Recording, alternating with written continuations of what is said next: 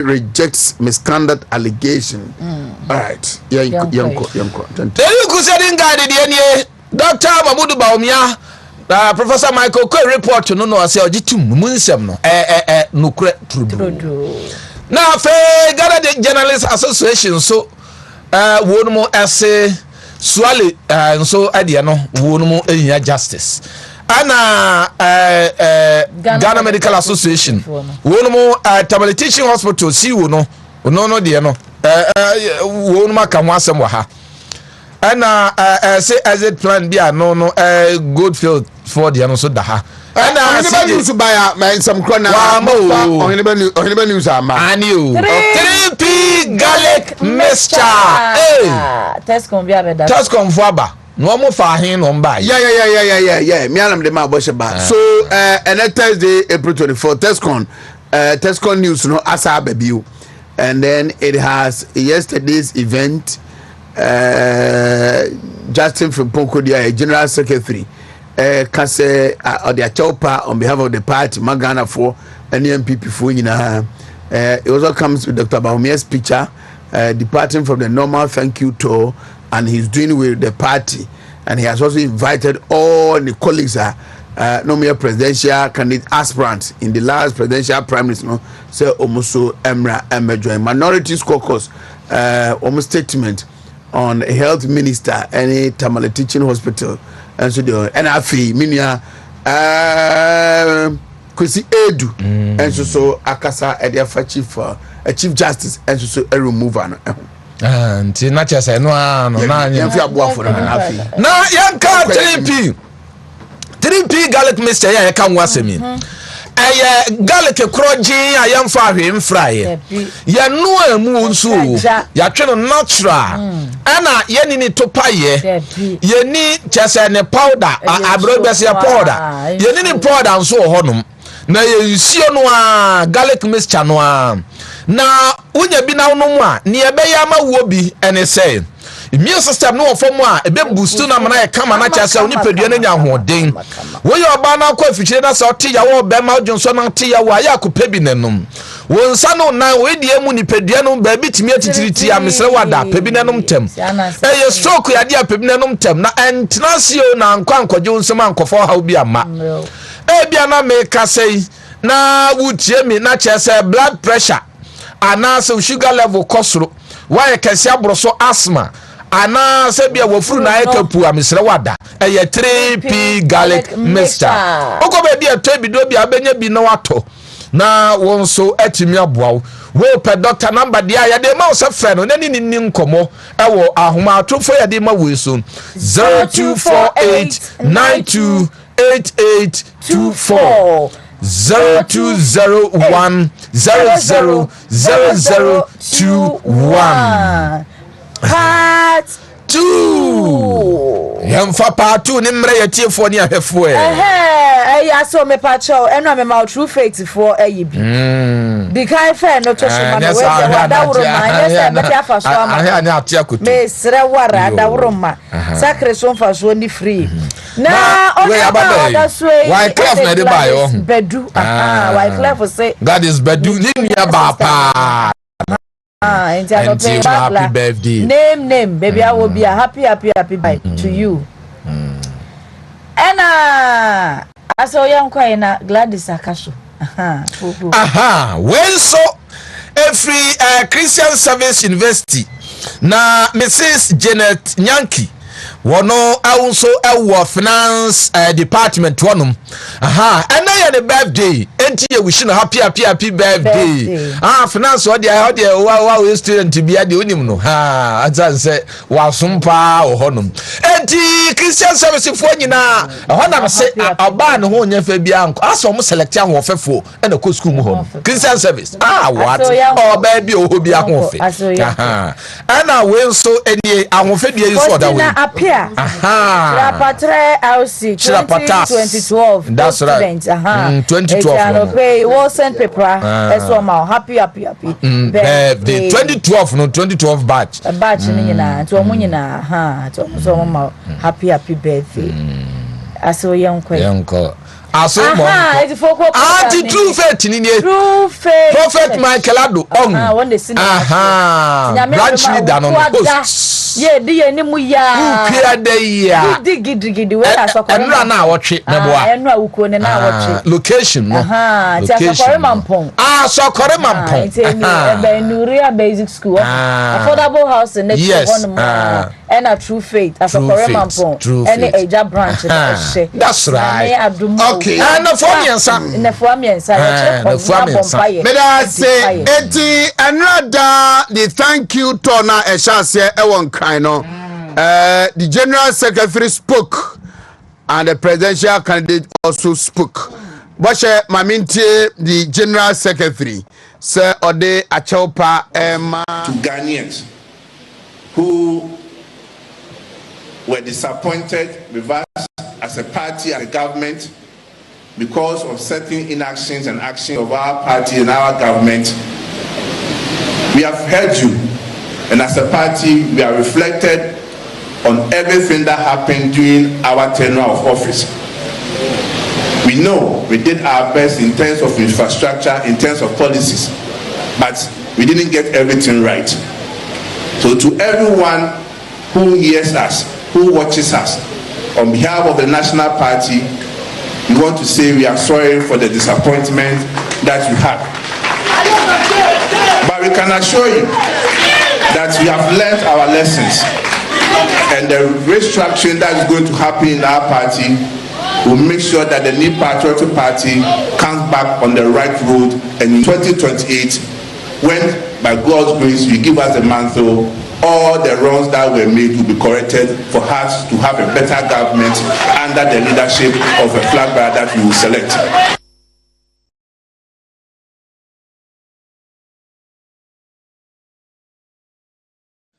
The fact is, we worked very hard. We tried to get everybody involved. As you know, the General Secretary was the Director of Operations for the campaign. The women's organizer organized the women, the youth organizer organized the youth, the national coordinator handled the Zongo, and so on. So we tried to do as much as we could. Notwithstanding our hard work, however, we still suffered a heavy defeat. And when you look at what happened, you will see that it was internal. Many of our supporters did not come out to vote. This is really fundamentally why we lost the election. 2.1 million of our supporters didn't come out to vote. 2.1 million. And you look at John Mahama's votes, his votes went up by maybe 115,000. So he increased by 115,000 and we went down by 2.1 billion. And that is basically why we did not win.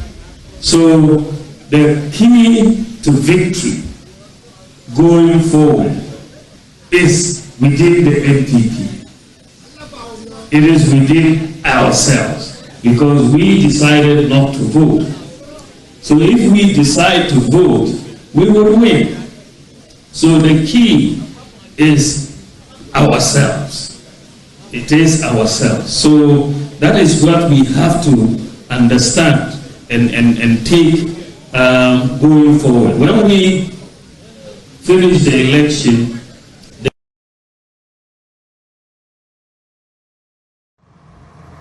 okay, so your presidential candidate enra ninkasa yeno ebi no na no oduru ho na all exchanging pleasantries with party leaders, ne party members, and I can say mulimuli for no oni binu chiachia no and then I have some pictures from Enra event. Na share and it was beautiful. Bia kind of kasa in area the odi etwa no aye enkambum and I want to believe say enkambum no will be very practical but not just on paper or by word of mouth. Na yina be hunu ne sa ne tusa anamono enti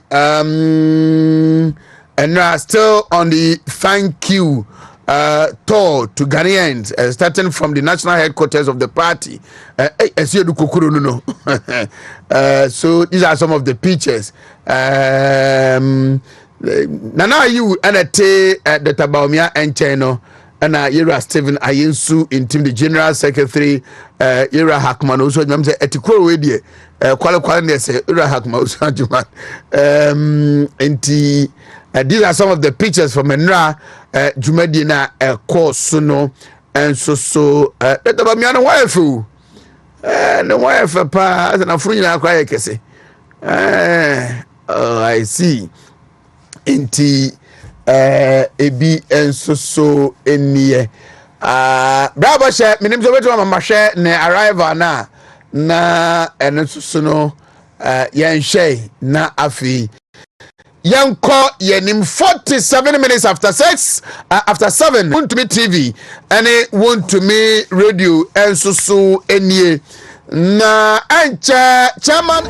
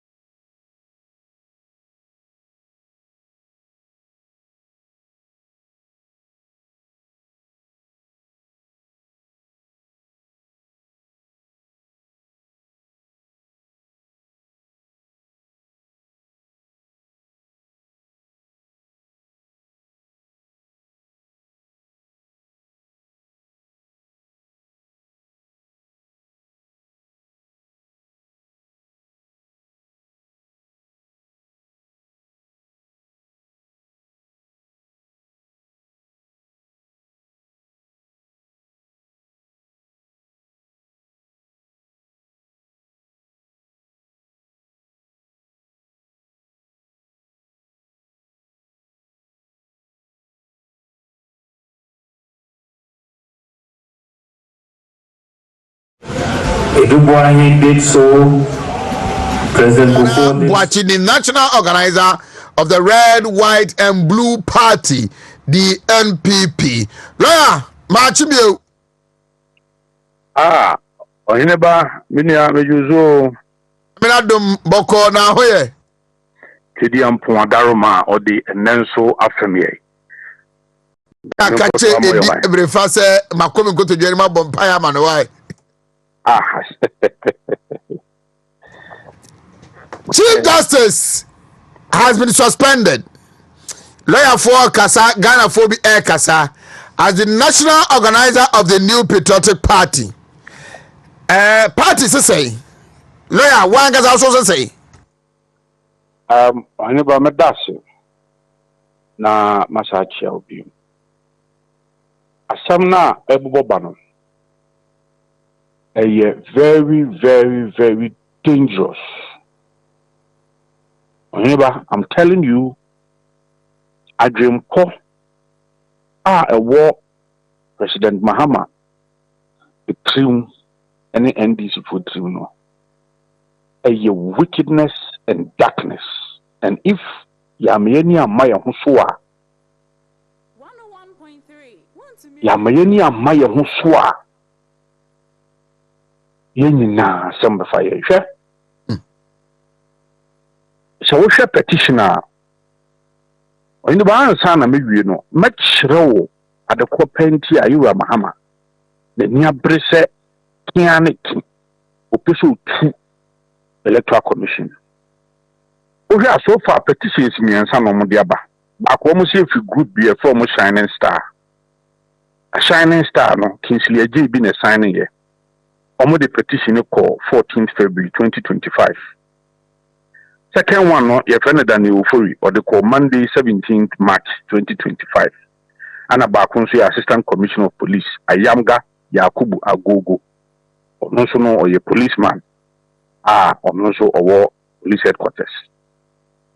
na wo shining stars ma mo kan nyina ne gina yewura eye afanyo makin some odiko Supreme Court obeka ya speaker aba beto abena mu no ka se MPs and 9 dia na memu miensan ye MPP for ba ko ye NDC na omo ada agreeing process on beso mu ko independent enunti ni speaker e release omu seat no ye declare ni vacant ye declare ni vacant sa dia na ne kamya ko ye se yen ya ne majority no ye ba be minority na omo ano mo ye minority no ba be majority do ya e pintem by 2024 na ono bo afanyo mark in the court na court ebu a ye say nya yewura speaker person ye e unconstitutional enti unyai now shining star for asimo mo kan nyina ne say judges for enum na omo kan asa no omo entie yewura babin anu asem say omo entie na asem nti na ne emremu ne obibi natural justice also wuti afan no nyina it is a justices of the Supreme Court enum no mubu aye no so omo entie na num asem dia na ne omo amfa mra na anya adwuma enum tie nyina so ne emfanyi chief justice di so we court na se court no nia otiso ana odi wa asem no ofi se nyemra kwan so ania oye ne so be apili ana me boa we ba absolutely it is a uko Supreme Court na Supreme Court aka asem na se wo se fro ho shining star na se wo nte wo asem ni opiso ina speaker na mu na aka se speaker kan ya speaker na mu ko betima ko review a Supreme Court ne the justices mienu esa be ka ho na o matra na asem so dadon na judge bi trans ye na dwuma wo na adwin ye print no e wo se eno no yi ni free ni di breso we ba ye shade ni ba we a first petition second petition say oh Daniela do ne say ye maame wo tu kwan na kwan tu ye no one ni kunu na koye me wo krata ni bi da na me pese nhwe na ye nyina yehu na kwantu ye no one ni kunu na koye no one ni kunu koye no sikabi eni o se Daniel Ofori ne say Honorable Chief Justice any misappropriate funds of 261,000 for the benefit of the Chief Justice for her private foreign travel with her husband, Mr. Francis Tukono. And now, omo daughter, and it being $30,000 per diem allowance, and also na account.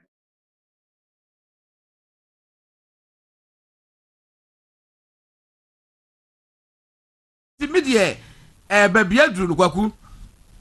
Not about me, echo, thank you to.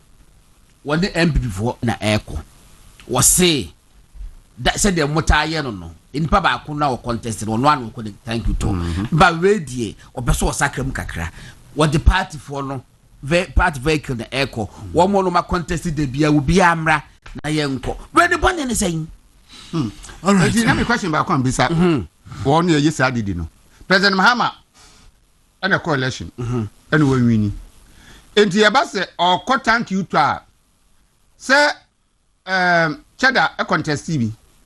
Dr. Bawumia contest TV. When you contest you na was some in Adina Chico. Because only on the Koyana. Adam said a different party. And a different party. I say yes in a Ghana phone you call me. Oh, and never be her, my woman and fine yen Sani Maniamano. One share my casse. The other year be also better Dr. Bawumia down piano about too soon. Now Mo ya ma party mano anu se afede mu duabo ade anya ni ka se wo afede wo duabo a ye wio wo mo hwe. All right. I want to me radio 95.9 any movement television and na waso egusu awuti na no son aba pansima edunum enum mo fanche mo amhwe wo TV so say ya check akra because technical challenge and draw in your issues with technical challenge and so no the same thing na yesremo say monfa enche na lola di o here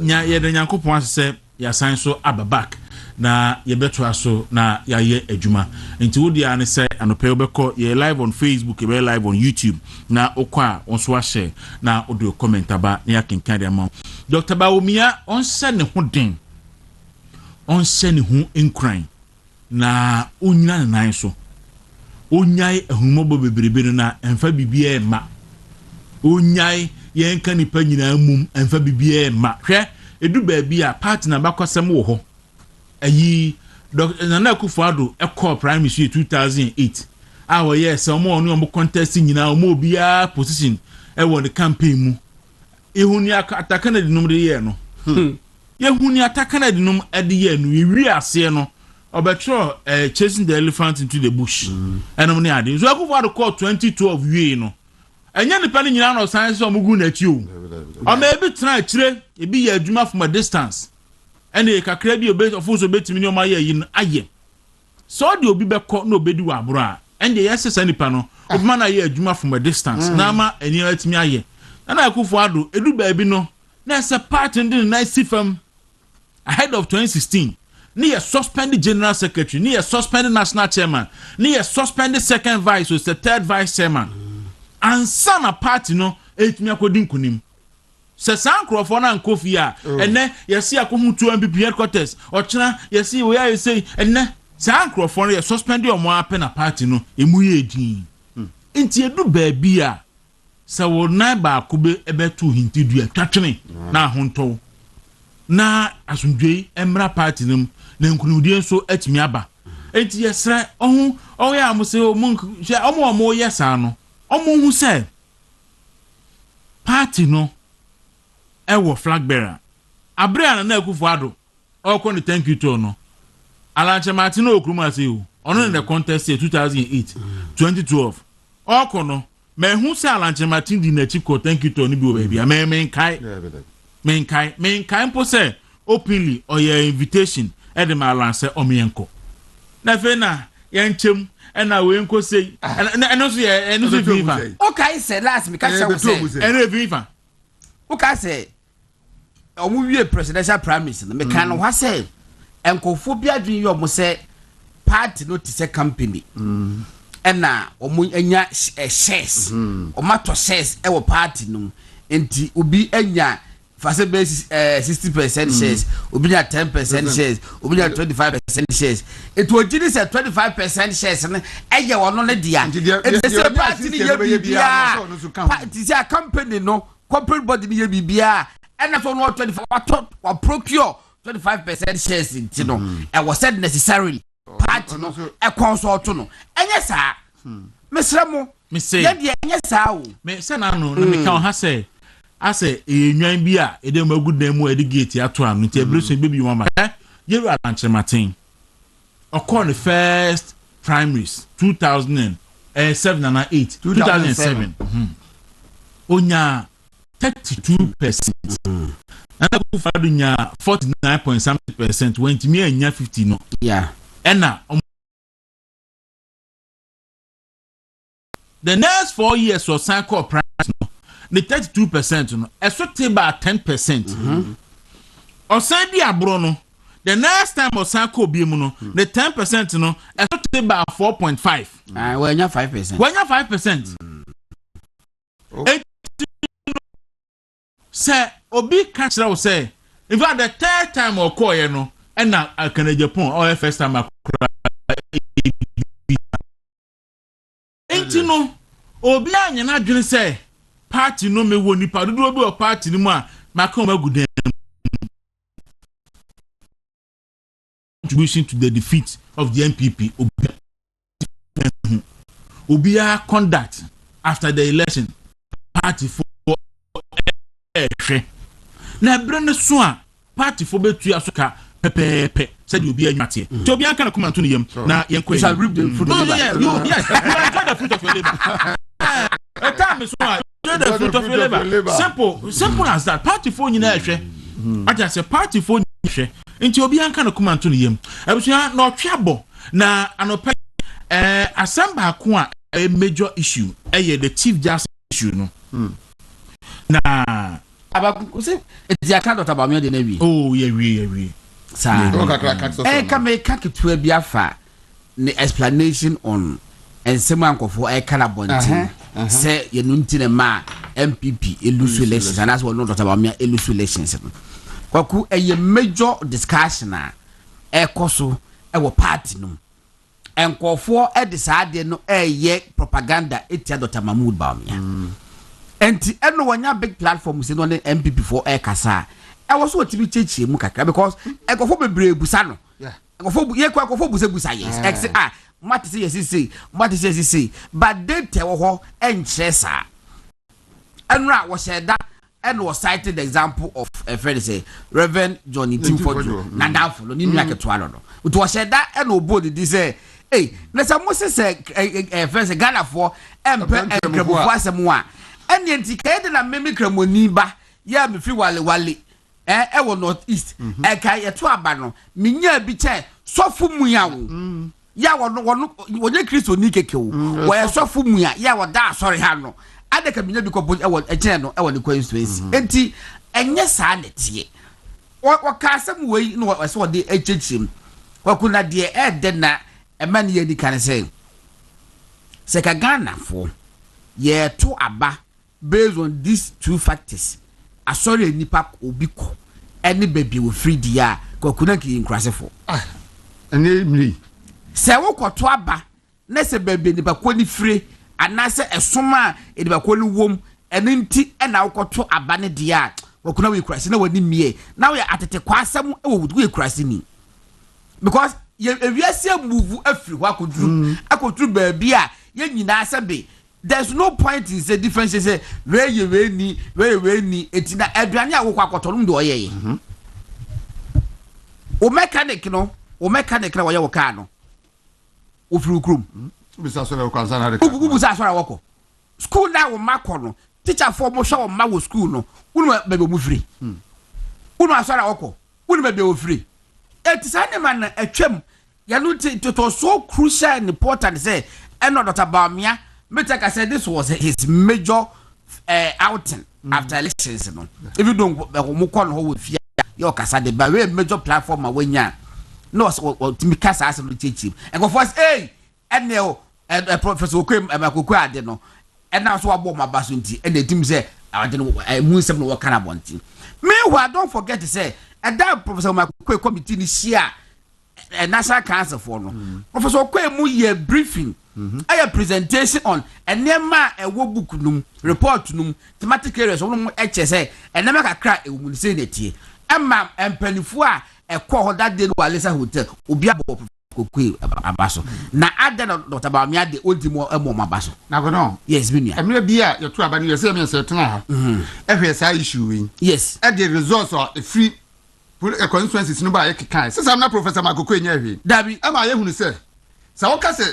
Oya Cremoni ntia eya den na Christian dominated constituency Cremoni NDC win you ya wenya ya nkeka ba wonu po wo kasa no wanko ankase wo quote from the report was say all research sir major research o ma ye 4 or 5 ni nyina enkyere sa apart from that research no election no results no so enkyere sa no the mayor you know election results no and all right so Okotu Ghana's now Ghana's favorite poster ono sabe ono oyire and na kroti mi yahu pusisi ya no de aba Musa Dankwa of all people so no die propaganda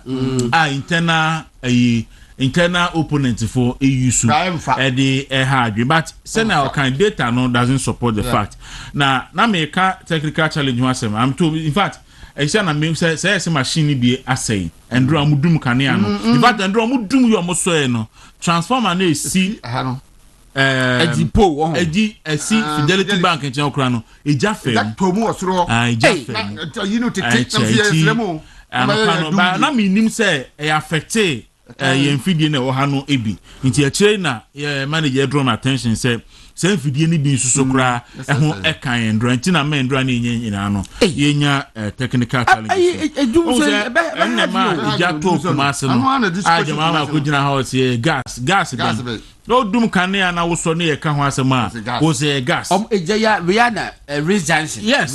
Rich Johnson Yes. last weekend no. Yes. In fact, you gyina anim hɔ ndra ɛne gya fa transform anim ɛwɔ Fidelity Bank nkyɛn hɔ no ma nti na me nim sɛ ebi kan wɔ ha sɛ na ebi nso akan wɔ TV hɔ nti etiefo nti mu fa nkyɛn gya John Mahama yɛ ne akɔfo mo no makɔfa na abrɛ yɛ ɛna odi dum so ekun ne nsɛm hunu ekun wɔ Ghana ayi kwabra minta akando na doctor for wo Tamale Teaching Hospital nyina so mo ko strike mo hwɛ case bi onko sa yade man so mo in fact akadia kro mo hiade yɛ adwuma no basic medical supplies bi ni hɔ wo wie so a osan ba ho be kan kwa asem e de kire wo. All right, so na me ka say Chief Justice issue on the Friday 28 March 2025 John Dramani Mahama president Emma ne secretary throw letter at the Koma Chief Justice Mame Tokonu say na sa abere Mame no a request ye the petition aba ebe John Mahama be bosun ba akunu akiri on fa petition no Emma Chief Justice no hwe nyia no aka mo bia nso ate owie no no se okra ma felisufo suko akide krata ba abonti be kan say or the petition na Koma Council of State for nti omo ko determine primary phases ana Mame no throw krata Koma Mahama say Your mama, Katana, also ye hu adwuma no. Rule of natural justice no chere say, say me su me hu na me de ma no yie ba ansa na wo mu abi a wo de aba enti ma me ne krata ba abontin. Your mama say wawu a emma wo tro krata ma na yi asante pacho me de ayi no ma wo so say President Mahama calls out premature social media leak of CJ Tokonu's letter. Ena eba abonti on the krata na koma maame no. Ena mo keka bi kire no asante beti media to so in fact, o mo keka bi kire no pa. Na Kalistos Mahama say.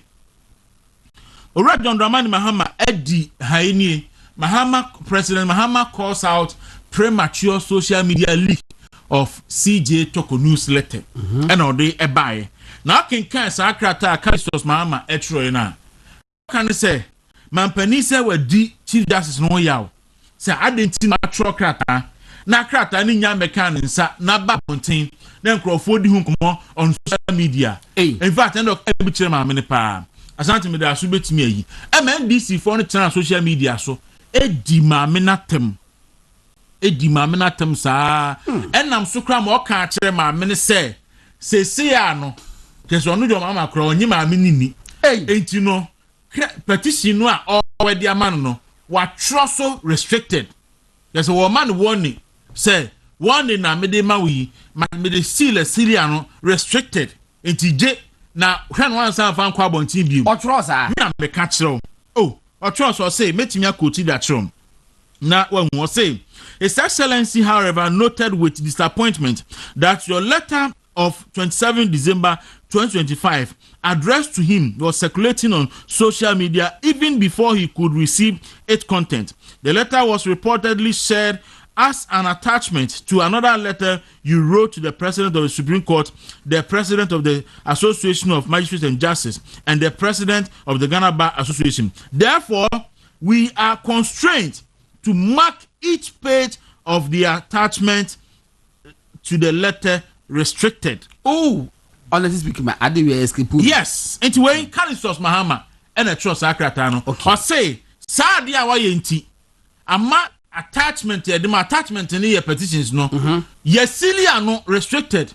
Wouldn't who can say over share petition no at the aquabonting. How much in my markings but yes, indeed was sealing restricted. And Odiama Chief Justice. That's how these were back. Make them be some so go on. A real no. John Mahama said was suspended Chief Justice no. Ghana for say John Mahama was so who bonnet do. Now wo ya ye pania wo bo mine. Wo ba ye Army Generals maku 18 where you made this monko tenefi. Wo ba ye abeduma e4 teacher for, nurse for, doctor for, Ghana communication ministry, Okoha premise for. Why you nipa nyinadi? Onso she nipa wo she boss say, adwuma bia be fa nipa miensa na aye. Na fe die, o de Kwaku do Chief Justice and arm of government. Oh, whoa, your mama. Why you be a jai? Oba sano, ena odi petition no emma Sami Jenfi. Aha. Ena oti Sami Jenfi efrimu. Ena Sami Jenfi petitioner odi Chief Justice na tem say if you petition about bontu Chief Justice no na you know the response no I ba there be no response kra the letter or requested for petition no about bontu anajo mama edi Chief Justice na tem no afa die what the petition no any Chief Justice response ni nyina e dia ma Sami Jenfi and now all moving from radio station to radio station, TV station to TV station, and now all discussing the content of a petitioner under Constitution Article 146. Friend is 146. 5 was saying I can say a year in privacy. No, all discussing about chain. Oh, really, no, and now all the two social media. So, as anti patrol, bet media bank. Now a tier for Sami Jenfi, no, and now all the petition no and the Chief Justice no response no and no deba two social media so and na a man crofo fiti and dra and that she and super the Chief Justice and John Mahama it is Sami Jenfi page ni and then a was on petition the Guasian Chief Justice no a response to the petition no and the Guasian no and na what circle baby or no for say a relevant for propaganda no what circle and no day abba. And what trust so say Chief Justice no at the what discussing the content of the petition on Facebook. In fact, Okwasempa FM echo discussing. I think Oko Metro TV, Oko Joy FM, a lot of media houses. Now, John Mahama ye bisana say petitioner constitution no akase SSA ye no in camera no. I no to was a letter cram am the request for petition no aba bonti abuafu no eba ne sana Sami Jenfi enya copy of the petition eba ne sana Sami Jenfi enya copy of the Chief Justice response because a Chief Justice petition no the ba bonti a no one mark so restricted until akebe show say a Chief Justice petition so it means say petition no eba wo John Mahama ho no ene ma me response no de bre wo no ena wo de ama Sami Jenfi and or the social media so and or the be aqua bontin or the be then at the air discussing now when so no what book constitution so and just see it mean PT John Mahama as president of Ghana because or no so no or accuse the Chief Justice and say we bu misconduct and or incompetent no what dear what bu a constitutional provision so and as president or number one priority they say Ube protected the Constitution of the Republic of Ghana. And you won't swear, what say you protect the Constitution of the Republic of Ghana, so help me God. What will Constitution so? It means so I am calling on Parliament. So almost started impeachment process. Now almost impeaching John Dramani Mahama for violating Article 146 of the 1992 Constitution. Well, could I imagine Maso? Na me patu Kalistos Mahama hono salary di bi mo ho e magana frontier na omon ehun baby kra wo de nkobo ni free ba okay enti ni nyina ne se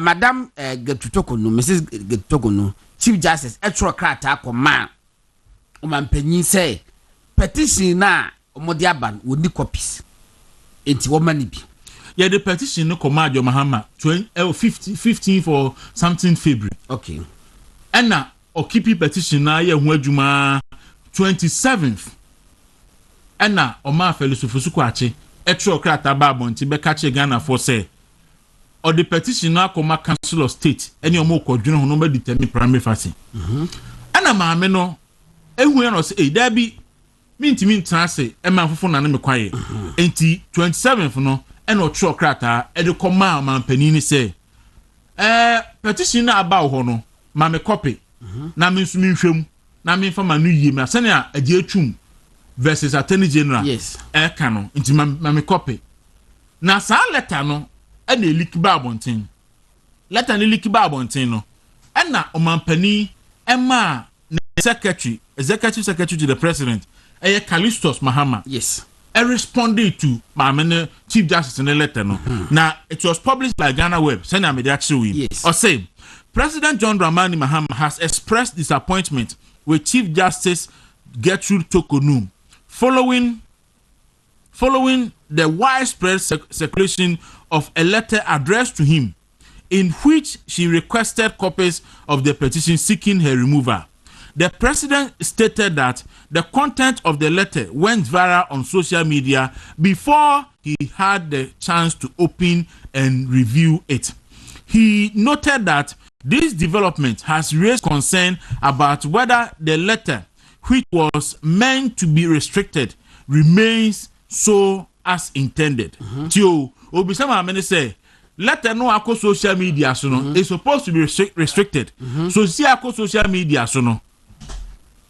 Does it remain intended? And I'll say, in a letter dated 2025, the Chief Justice Tokonum, the Secretary to the President, Dr. Callistus Mahama, wrote, and I quote, His Excellency, however, noted with disappointment that your letter dated 27th March 2025 addressed to him was circulating on social media even before he could review its content.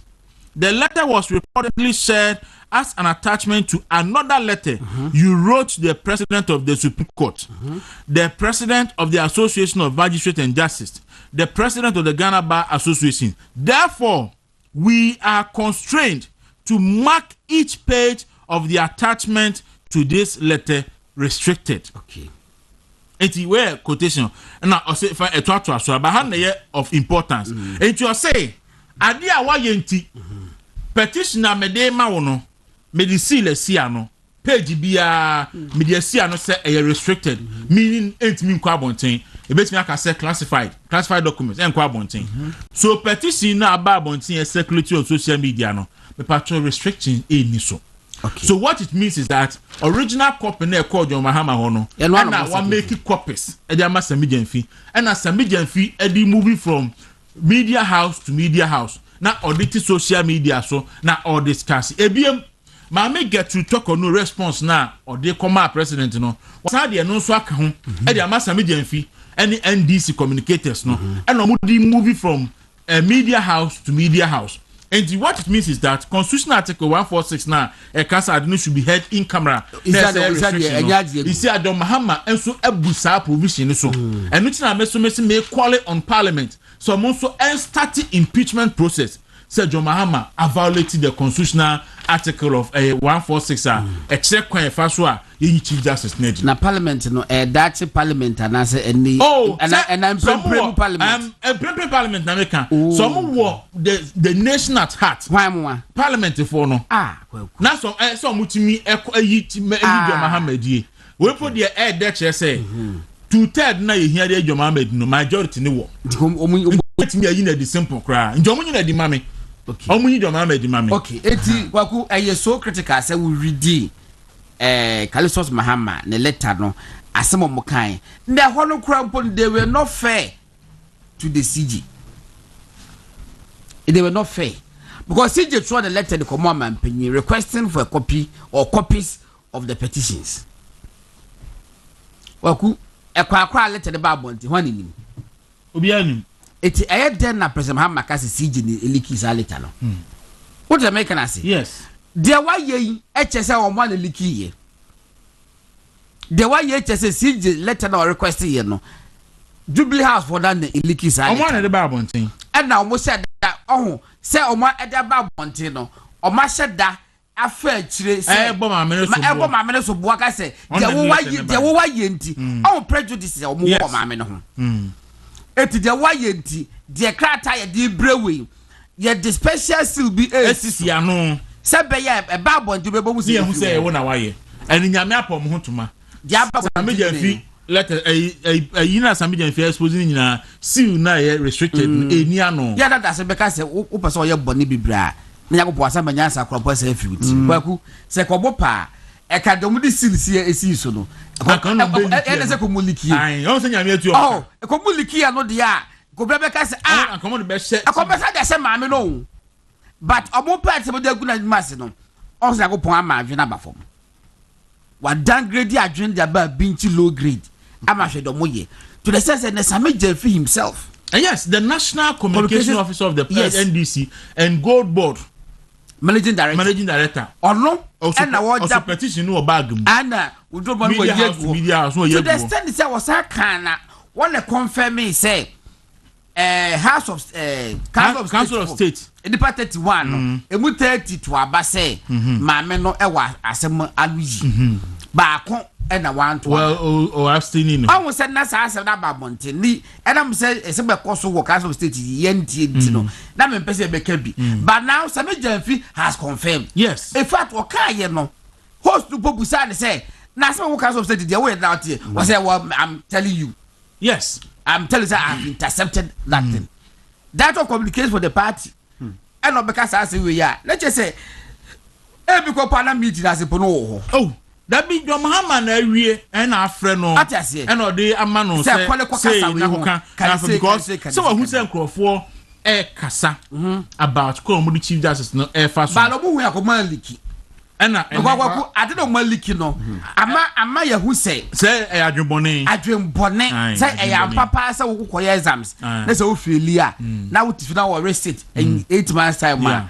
wo di bodo wo dem krampa ye beka so ma enwo asobi attack sanity na sema na no mo ka say wo ma anya fair to the chief justice how can they be fair to her any panel from day one and mo kwatra asem ye bopo say maami we ye be yin afiri ho enti fairness ne de member bia better omo ayo fair de better matumi ayi no enti it's a matter of giving the dog a bad name na no hanging no NDC for war document bia e ba last year before elections no na about 56 pages na wo kan page no Kwaku holo mo kire kwa akora o be fa so ayen sakraye e wo judiciary me bia betimi eka kakra bi wose elko ayi a what is this page okay was it securing constitutional interpretation or constitutional amendment in addition to public propaganda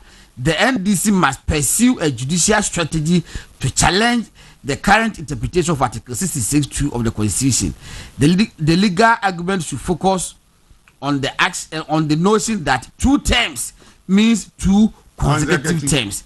Since Mr. Mahama's first term was interrupted and he served his first term between 2012 and 2016, a legal case could be made that he is eligible to run for 2 more consecutive terms if he wins in 2024. Significant groundwork must be laid to influence the Supreme Court to ensure a favorable interpretation. This includes working towards expanding the court's composition by appointing additional justices sympathetic to the NDC's understanding of the Constitution. By shaping the court's composition, we increase the likelihood of obtaining a ruling favoring this constitutional interpretation. Kwaku and na omo to so. So ade o matwa to plan. Say no person moye. Di akuse no try dey Facebook.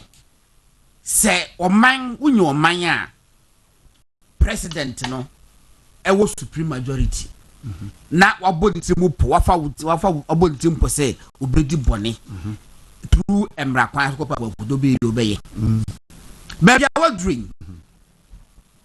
Lawyer Samuel Kujetu. Lawyer Samuel Kujetu. Ababo tin say wonye jo say oh no in fact madam for as a comedy in fact they are running the whole judiciary through the mad the judiciary got them and wow fashion me wow we be say MPP time omuyi first say Mr. Charlotte was say enti Sarah Mahama so kwan ya me sound na ebia won kan won ti Ghana constitution ase Ghana constitution there were 3 arms of government. Electoral commission is not an arm of government. 3 arms no executive legislature and then the judiciary. Now John Mahama electoral commission memo. That be yes. John Mahama afa ayisekan say pickers and the matok and was say wo put the third arm. Wo bumbo. Wo tuni hina fo. Yeah, what the that's what we are talking about. Say, mami tokonu, mimi ni kranka. Gaberiza. Enye say you kranka o maka own reason. But see, yes say obe trans na John Mahama eyi na di. Na asensen ni komu say John Mahama e de bone eyi na di. Na mini NDC fo a mo wa bakwasem. I say makunkum judge fo. E nako Supreme Court anim ho a bast miensa statue mensa si ho. Eye mo PNDC fo. Ena mo fa judge for me nsa na oba otua nufu ano e ka ho na am told say oba no fi central region asen south and now central region ma get to tokonu onu fi central region we ni ba pa kwasi be kwa misata of central region John Evans Fifiata Mills of central region and na Professor J na no poku adman yenim ba bia onenam Professor J Nano Pokwajima from Central Region. Yenim baby onam. Central Region for no. Wamuntu mumfri party man. So was Central Region. Now ye Fantini was Central Region. Now so the NDC here. Adwene hu mienu. Rollins Sebreso. Judge for me ensa ye ko for mu ko bo mutuo wo bundu asiku wo mu no. Na komeje papa kan no. Na oba besia ofri Central Region. Na ne batu anufu ano. Na oka ho NDC for fa no ko bo ni tuo e wo bundu asi ekun no. Omo ba ye Modesha Professor Mills. Ebe ye president. Ye hunu ni ye. You say you had not to pick up a tray. You say you had no maternity ward day. You say you say ebe sinne ye hun ye kun Professor Mills. And no de koye. Any ye fa pa kwesi be kwam sata e was Central Region. And also in papa echi. Ono so hey kum. Ye da sore ya say wakwa gym. Am ono so ya tam na to pick up echi sa. Am ono so de na kwaku. Yes am de pick up. And ye ko fa Professor J na no poku from Central Region.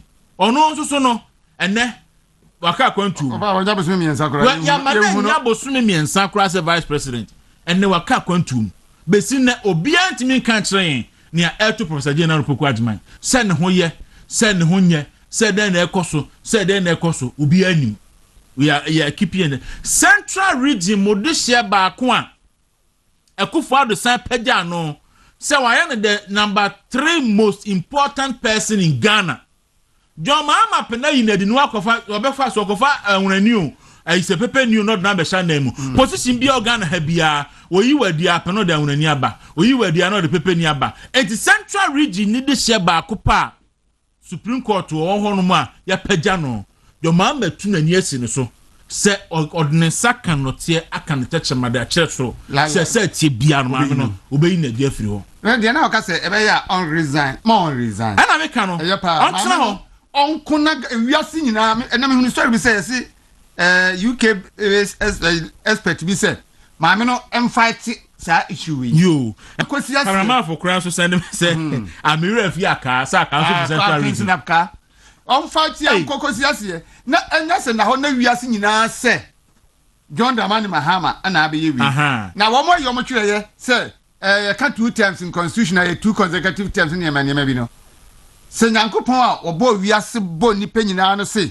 obetwe waso a Moses constitution na mkasa John Mahama mra bio na yakoto aba no na olusu a eno so beka se ni 2 times ni so ntimi lusu ntimi nkwa ana me se wo ra kwase me da se uni endra yes Professor Michael Efre Professor H Kwesi Prempe sa na okwa no ka che ne se me hunu social media so say o security bibi say a pay from the report it may throw na ma ka kire say sa na ma odi gu social media no so no e firi ho enti enye no kre sa in fact I saw it on Professor H Kwesi Prempe Nankasa war say Professor Michael Kuya afre no na we no constitutional review no person ye no ono so de ne recommendations bi nema e di ama no enti no ade omo ye no ye nyina ye hwe Kwaku ye hu ni besi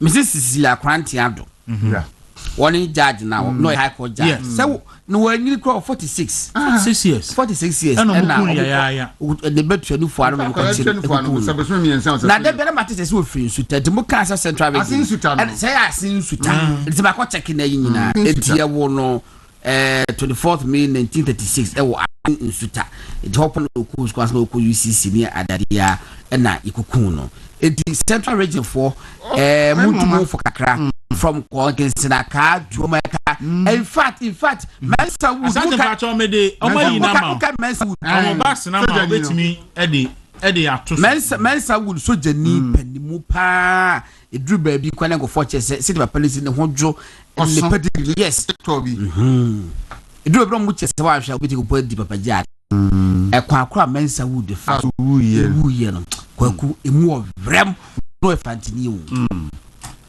NDC entina mra NDC the 44 no mo yese ye pe running mate ye go fa professor Jena no pokja me ka kire ne man se enna soja ma me na ni nyai soja ni pani bi e dey say major retired Sam Akwa no ka ho a onu so mu kun no soja ni no o say Akwa no ye fanti Akwa da san Dabi o say o ye ma me no ma chief justice no ni wo fa no sa ni wo fa any major Sam Akwa o say wo fa any major Sam Akwa INDC for chain kan me judge for me nsa no kukun no no almost say ni wo fa no ni wo fa no nti NDC for no atuom so asante pacho wo hon bass na obetimi dia to so na ya no kudu Supreme Court anim ho na hu say saade we si ho no mo a enye so mokoye omukotumi omukọ ni award da bi omunko Olympic games games ana judge for mbom humodin pa o we ya judge for a NDC for eku omo 1982 me wa June san ana June yi o mami o date no June o say o da be na June ana mbi mami hwesisi June 30th June 30th 1982 yes June 30 1982 enti o na ho no we NDC lawyer na udu we NDC panimu na wo ko Supreme Court na uduru ho na ade we si ho no ani boswa na mo hwe de conscience ka won ka se me kra me NDC na hwe de nei o party no say ya baku judges ya wo mu enye obi abone mi yensa ama se ebesu ama nkwada o beba tititi nyina ba beto so eva na no philosopher su kwache ani ayi interview oni Bernard Avilo so ye interview o can say for the past 35 years the judiciary has not been fair to the NDC and that is the reason why intia omoye person mutu judiciary atemu aduma na Ghana Bar Association for mo ho omontra no mo de omonya anumum when na president sisi Ghana Bar Association when na president sisi minim no we omontra we sen ka mo asore aye dede strike number kokra mo nko enti kwadwuma na nka mo ti wona ya be si Ghana ha get to tokonu ne ekoso nyina no hene security yi oh yes I hene security nso yi pa hene security yi yes Lima Cross vice so ano so central region the Graf Johnson you so bonus we meet no me go speak ai papa na adoba ko be so ocho book na enemy to say Professor no manifest na okay enti busuya ni ohono no enti John Mahama wa book constitutional provisions mienu so we chief justice asemi mu first one no 146 na wa leak petition ama sami genfi no 2 296 no I chere say obe suspend obe exercise discretionary power say publish a constitutional instrument into a sank the constitutional instrument no eco parliament na parliament agituma ansana we gina so to anamu look and then sa process we e betime take it forever because guidelines be any ho ba sanka asesa no e forget na mka asesa no no Ghana Bar e wo se bra po usame na mka asesa na me se so ba to abafro do gata yire no a minim ni ntia waka na natum minim ni ntia waka na natum do gata yire minim ni ntia waka na natum nti omon kasa look and I agree with lawyer Japamesa or say yes one person now while staying here no from Council of State decision no former Chief Justice Mahama Sofia Kufu yes one was staying here now no bona baso but it's not a issue of bona baso look omra bontin mekasa ye hu no so akwa demonstration pen sa ewo sika ho na wo bora ba so say so abstaining no ya no pode for me that bitie me lawyer panimu a asem bi se beba now be abstaining no now we are compromise because it say you don't know the first right from wrong no say right and black you take a decision which me abstain say sad decision I don't want to be part of it a matter of law.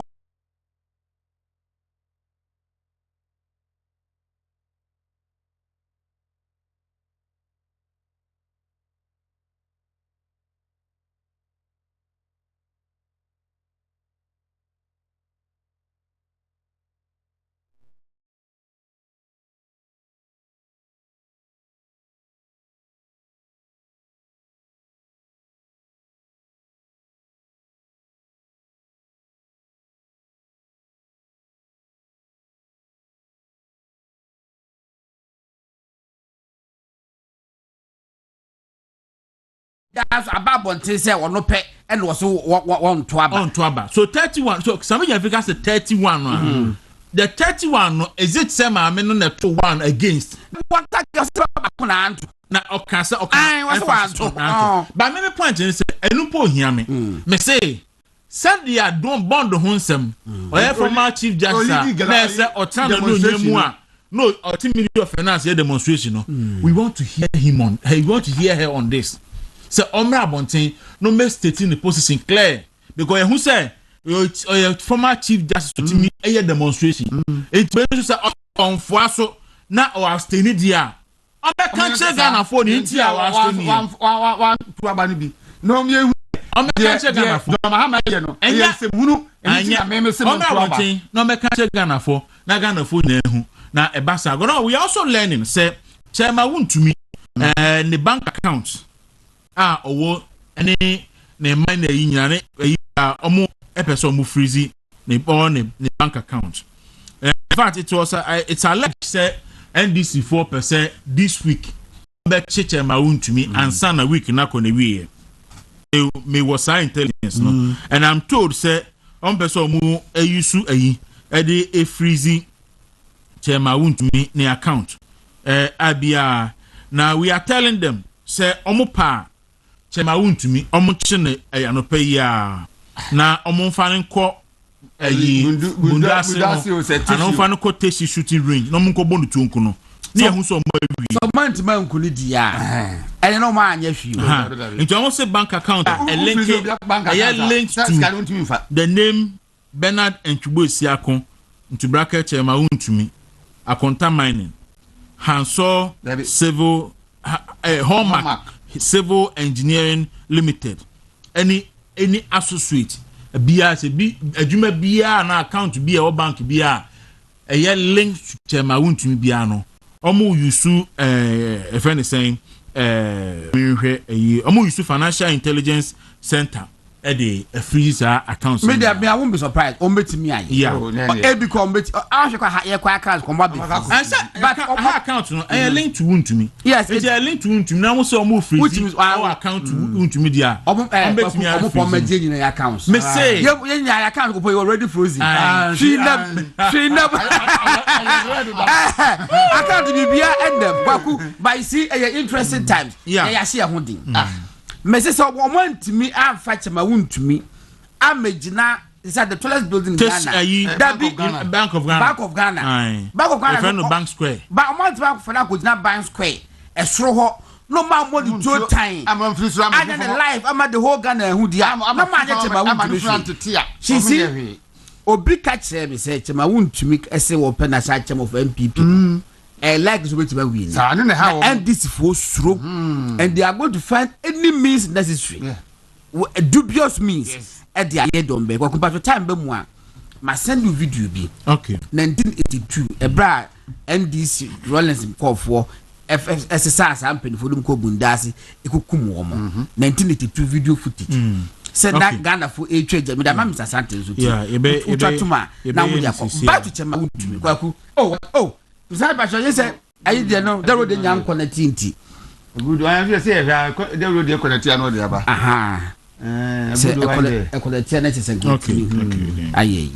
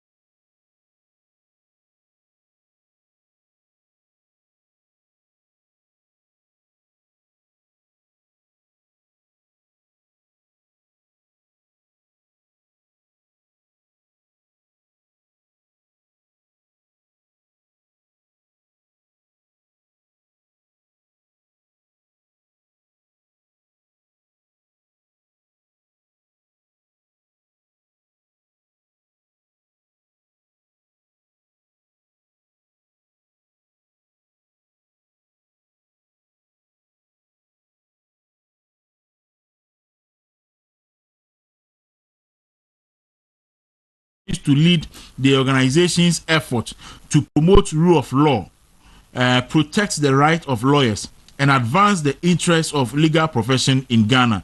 In the inaugurational address, and of Kansansimwe. And the rule of law, no, and the Ghana Bar Association, yeah, the Supreme Court, Chief Justice Aboso, Namakamanuatum. Madi, a bedroom so, and the NDC for yeah, almost track record, and the actually me.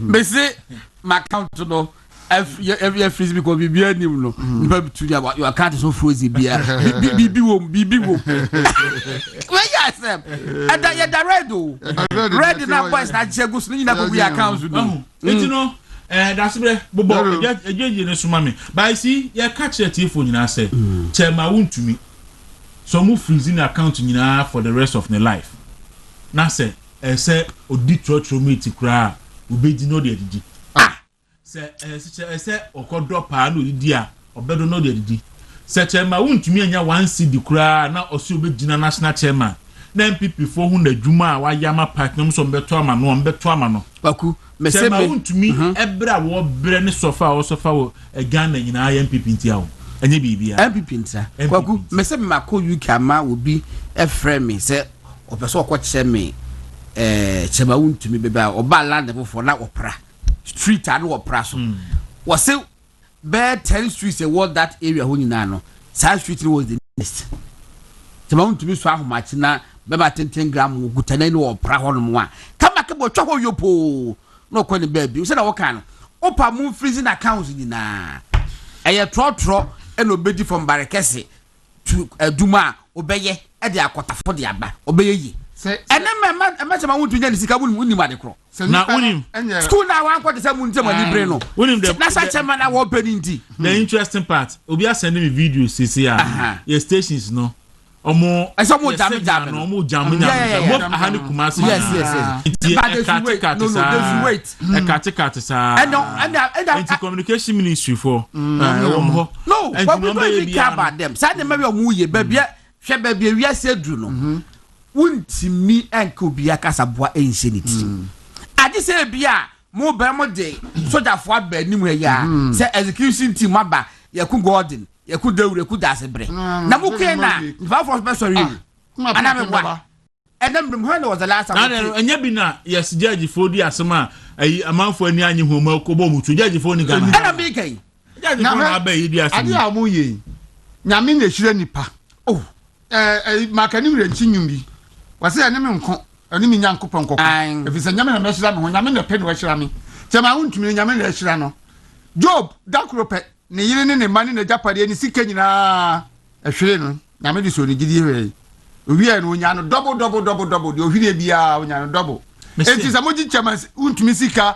mugu na dwuma moya ne dai nyame so obehira no 2013 na excavate 500 pickups 400 ni nyina moji ni nyina ehihyi bi na so tama TV na nam hoi ni nyam ni sika amo pa me say no betimi aya ne say na godon ka mo fa ni ko gina ban square no so ni antu ni to hey na ehu se afedi makuru na fi wiase na asem bi ani hu bi nya sa ade a nya ade a ebe yi nti chema wotu me bi owo bi a ye tia no nyakopon mo ban omo akudru na omano akudru aha nti na nkrofo send message say station na aye on and off ekatekate say corner ba wa e blue na corner ba anya nko Kumasi so yes ye the same Kumasi untumi so ye the same to my traffic light edum na so edum na aso hey yo Ghana for ye de tumi akwose nipa bi nsa ene kamara minta kando kamara minta kando say dia wutie wu mu nipa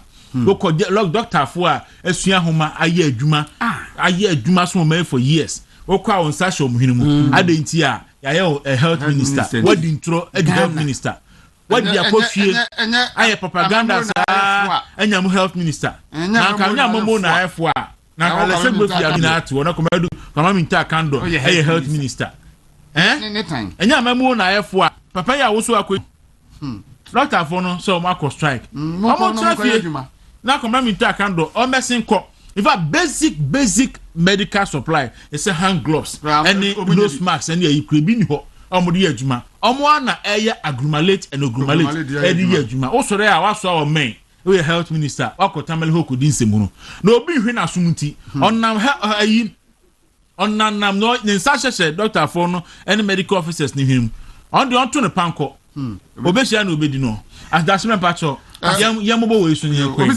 we na mini how can we na mini good morning please let Mahama and his NDC understand that they can replace everybody with their favorites yet the judge yet they cannot change God, who is the final judge. So in the end, their plans shall be futile. Okay, could you ask it? Okay. And here now say, Imehuso Rasamolankra send a message say Luke chapter 19 verse 18. Or say Shirane Omo Makume Muti on. Na omo no mbem den. Ma fro nyankopon ma bibisa. Okay. Eno ano no. Oh, ayade. Yanko enimu. Omo no be ko heaven. Omo fro nyankopon. Yanko enimu. Okay. Young callers in Herbal Center and young compared room for and say, we are never a bema now car cassan. As I who said, oh, Yama, a Maraho. Ain't if you're lost in the layman capsules. Now, says, you know, now subu. Now, Fro can now do a more compia. One more any yaji papa. Lawson, law chemist, and all A2 infection, which is a gonorrhea, syphilis, chlamydia, genital was, any white, as say. Sounds only one Lawson, Herbal mixture. And I know when you cocoa.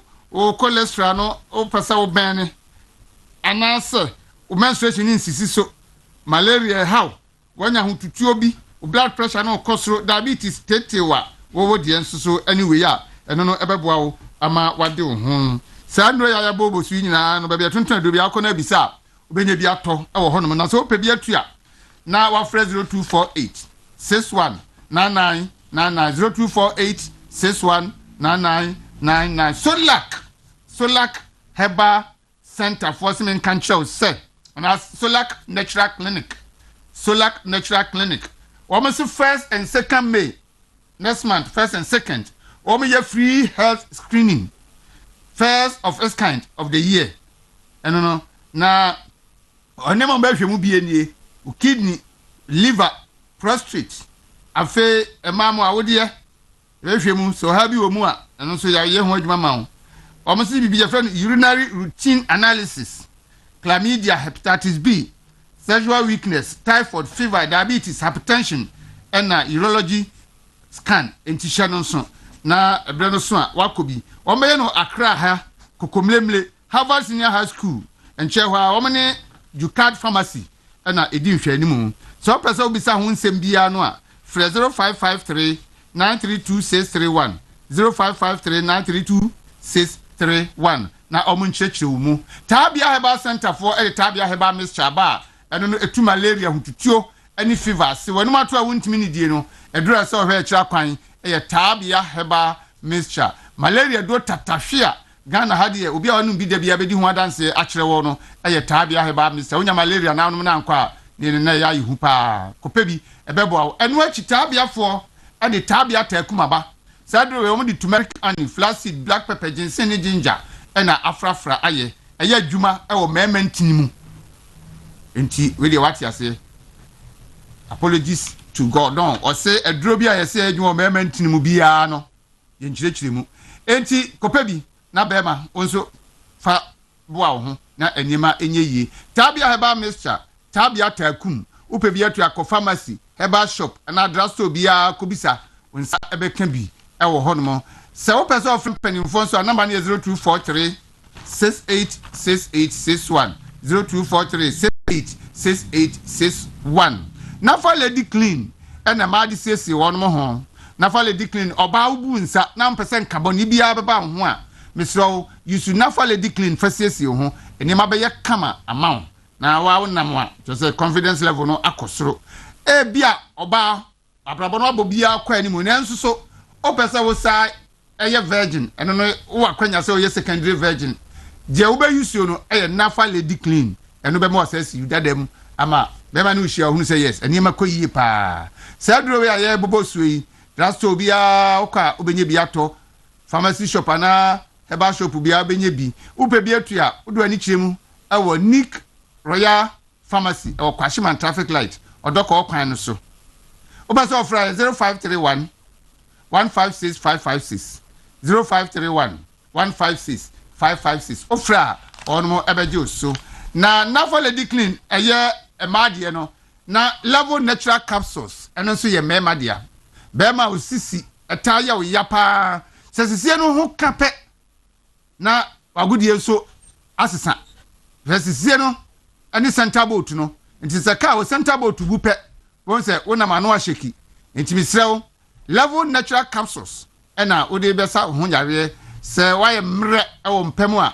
level natural capsules ɛno ɛna bɛboa mo tumi asa so regina wona so bi mu tuntobi ɛwɔ baabi a tunto aduro bia wo akra na opebi atu akɔ repass ventures o kanshi daglin wo kuma ase na opebi atu akɔ kolina keba ɛwɔ kewu ana after 0599 056033 0599 056033 na wagye wo die high sense for some control sɛ ope home appliance bia to a for ni kyerɛ hɔ benye bi wo me ne ma efe ɛyɛ papa ne bo no nko a na ɛwɔ fom ɛne na confuse Ghana for sɛ ade no bo of nti jamanye papa high sense de ente sa sɛ wo so mo yɛ promo na mo yɛ ɛyɛ fridge refrigerator promo mo fridge bi o mo de aba sɛ wonye bi ɛbɛbo pa en consume power kese ene ya dum so abayi wo mo fridge ndi ye dum no kura na ye sopra o mo obibi wo mo a emma MSF fridge no amunum ho emma wo nti misrew o mo be shep promo na say 28 of this month no ma we no 8 of next month nti misrew ye hye no so na ano de o mo ye wotenetena fie saa na me kɔne me kɔkyina me kɔne ukoye na chese nyema aye nwuran ukodi lazo ade san wa nyi bi afei na wo do say good kontem ateka ne ntu dempe ukɔ anu akɔgye wodie na ukɔ oba bi sɛ opɛsɛ uhunu ba bia mo showrooms no bi wa wodie number no nie 0302 550 000 0302 550 000 ufra omebusa ba bia wo uka no ma kyew ba bia ukɔ a ubenya omo nyema ni bi ato Entafodro Ezaros moringa capsules any Ezaros dandelion capsules ena ye kan fama na no peye sedra ye bobo bosuo yi no eye adura yade a atena wo so ache wanum no bebre no mpese obekọ friend ya yade stubborn yade ye stubborn pa no ena yade Ezaros moringa capsules any Ezaros dandelion capsules etuase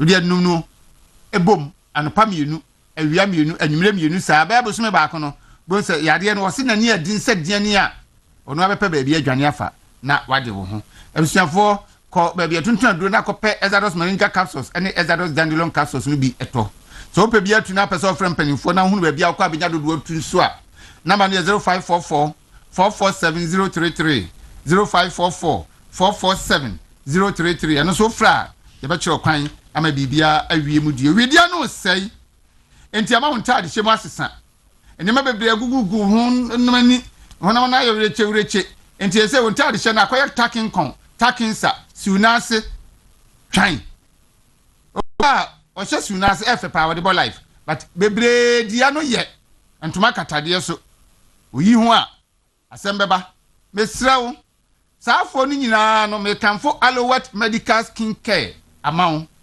emfa ho ni bebe awedie na se akoduro bia unya nwuye no nko ade ometumi adane niemani ama niema yeye amanfo ablichi ama se nya nso be adwomani mafa ebi o na pimples ebi de ekro mu nyina no fa ma ni nkyere mo Alowet medical skin care unya koduro ho nko ade a omeboa ama niema asase sa akra ukọ Osu police station na chi ho a omo ba ko ho Pantan hospital kwa no so ba ko ho no mo afi ukọ East Legon Champon Junction eno so ba ko ho mo kuma se mo nko patase omo ben share filling station no Opesa ofra number 0277 580 559 0277 580 559 ofra omo ebejo so ukwa omo ebeboa wo ana ye ka no dum so ahyase nkrofo niema bebre ebi na aka yen no Israel ko Islas Enterprise na ko prom generators ni bito wadwuma ne se de etie bi aseso sesa omo ho generator ebetina fa wo niema a wo de adwuma ni nyina ti generator type bi a wo peto bi ya no Ghana how ko Islas Enterprise a wonsa ebe ka bi omo silent generators ho eno no esi nche kra wa hwe a won te se generator bi ye adwuma ye wo solar generator ho eno no eja won kotofo ebi enkogu wa ya wiada roma na wanya wa hoodin na wo de edu dwuma mo wa edu challenge isi wo mo bi borehole pump ne water pumping machines nyine bi o compactor de ye kwan ye di miamia kwan so ne ne keka ho nyina no obenye bi ho no ko Ajiriga no bridge Oben 69 American House Ajiriga no bridge Oben 69 American House o number no 0248 169 258 0248 169 258 na ono mo enkasa nature medics say o matena sia hu say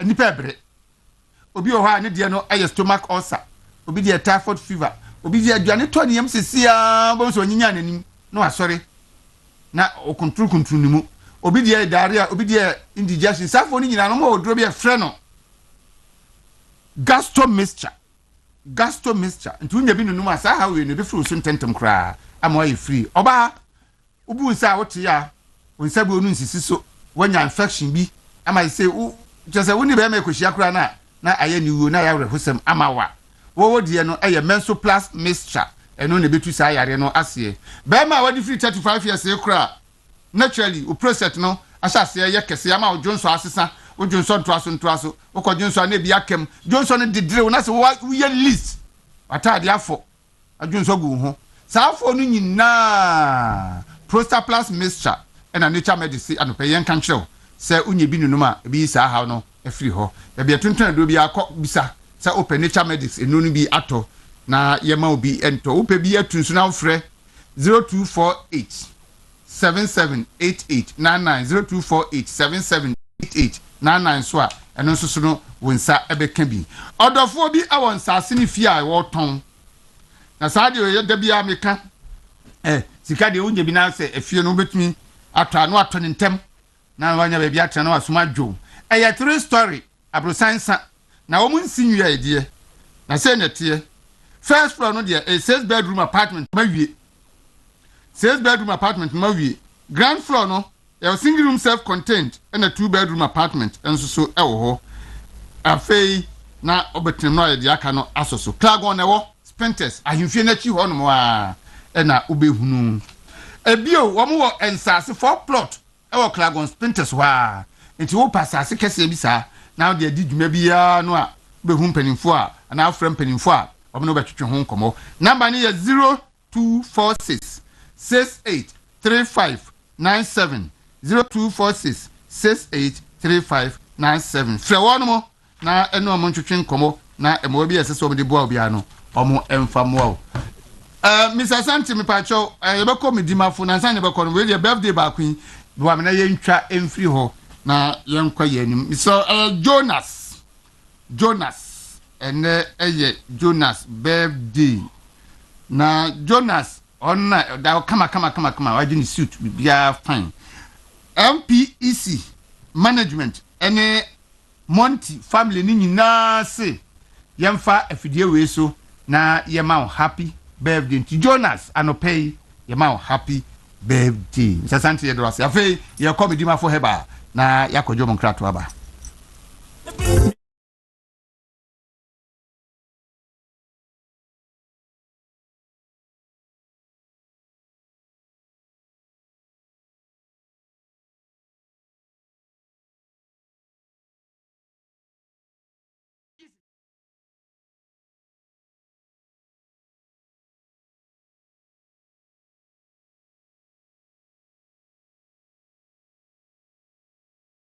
every free yesu mu yenim say yesu nkwana yesu sun Modia Mobabia Boninti because propaganda no drosso.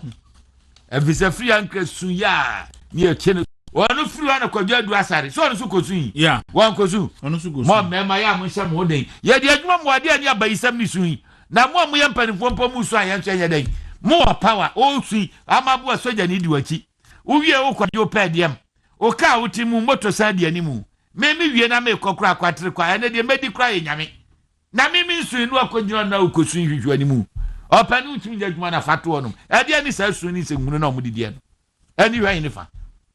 Yet did you under the aswell? Becqueen di fatna kono. Yes, corner galam se koye. Some judge cried or Casamode now keep a Aranya sanity. Now what in Yamiadum? Quabe Sabosumi 9. Montiminia, your friend, work on your way or way usu. Now the young nurse serenely say, Koyin Crawford, young Cobwa, young so by ya. Yakwasha wamo a year or the same. You see blue water guard. Crawford cry Alan Crawford, they say Crampo. Afavantofono. Say, Wamo, ne party in Crawford in Yamom contract. Oh, no, to imagine who yellow for the party in Crawford in Yamom. Now, one more year marching no Pamira who Nipa Bess and Num, Obokaum, Omnanisi form. Young fire answer. Basa Mama Pa, Kofiama Boa, Boyarifwa, Uncle Fan Patches or Monconso.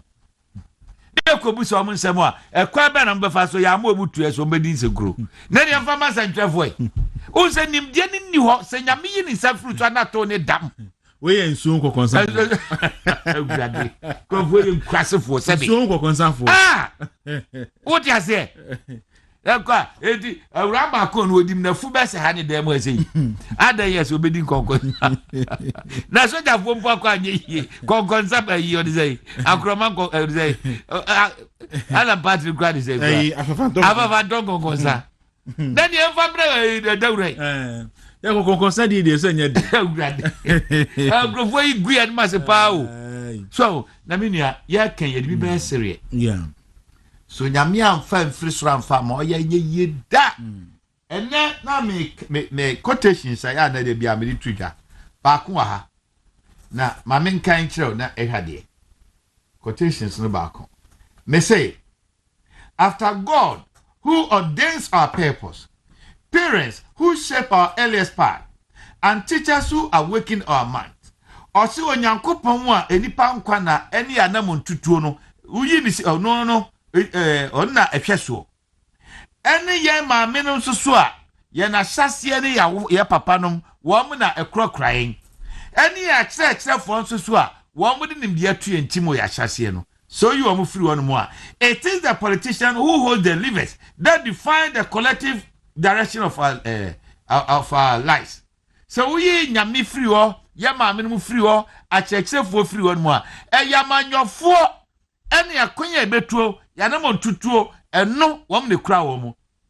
A politician decides who eats and who hungers. Politician na kire say we be di we be da kom. Adam ba yi yet 4.1 billion dia masame de mfumpe. Onu so samu ope go be pa. So age 78 million. Felix Kwaku. Obra ye dia 4 billion. Na musumu ntibi da. Onu kwa yanka ni yes what ministers no so no. Because na say me ni professor bi ye di nkoma ho de mama ya de me kika say. The problem kakra people and some no do so ntino ya na agenda setting by priming and framing no ya we ba dia ja we yato ya mo ho nchesa krokro de jon apprentice no kra no do so chen ye nkrofo no ena sika no kra de adutwam so tiase ani ntirminia oba ye we say a politician decides who eats and who hungers come there demiam de tia nyame who rises and falls, what freedoms are preserved and what features are possible. In his hands lie the instrument of law, power, and justice. Omanyonism and the instrument of law. Eyetumia enujira omamra. Eyatentrine enitumino nisemeo. To treat politics as a mere game or to hand it over to the loudest voice of pretense, populism, and vanity is to betray not only governors but the very soul of a nation. Politics must not be left to those devoid of a discipline, godliness, compassion, or competence. Till the world can say, so I'm free.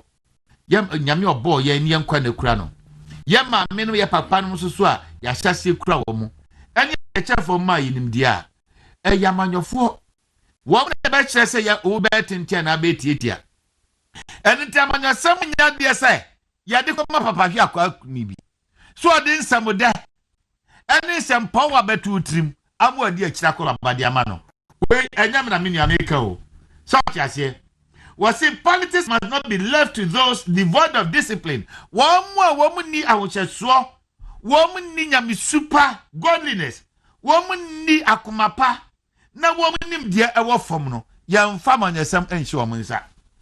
For when power is divorced from principle and leadership, wisdom, society decays.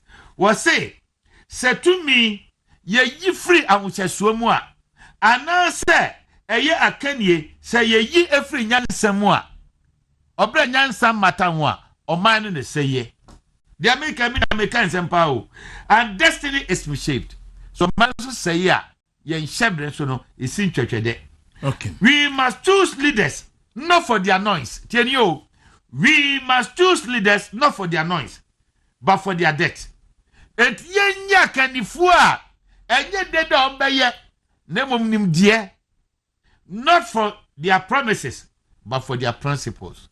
Enye eboshe hu no mbehye Ghana for ba wo mie kacha mo se binya ma e kra no eye electric car ena mu bia de ntana me raho ba wo mie ka nyina credit card score bronitia broche nyese scan gugu abonti o yenya credit score samle na ma car bia mama ke wo se me koje enem nam tie Kasment ya menya de asimi fie kanda no benya no watete yesi empa credit score ye pesa ba wo mie catch us digitalization anu na bebu move nipa ye ba enipa be se 1 million plus ye be train wo mu no dwoma ma sapr afedi ono ba ya awro samne se enipa be train wo mu kra no ye so mu ndu be se 50 me bo ana ye pe no emra ba wo mie catch us Galam say, and Ukraine, Maba to Anamon, but ye paye.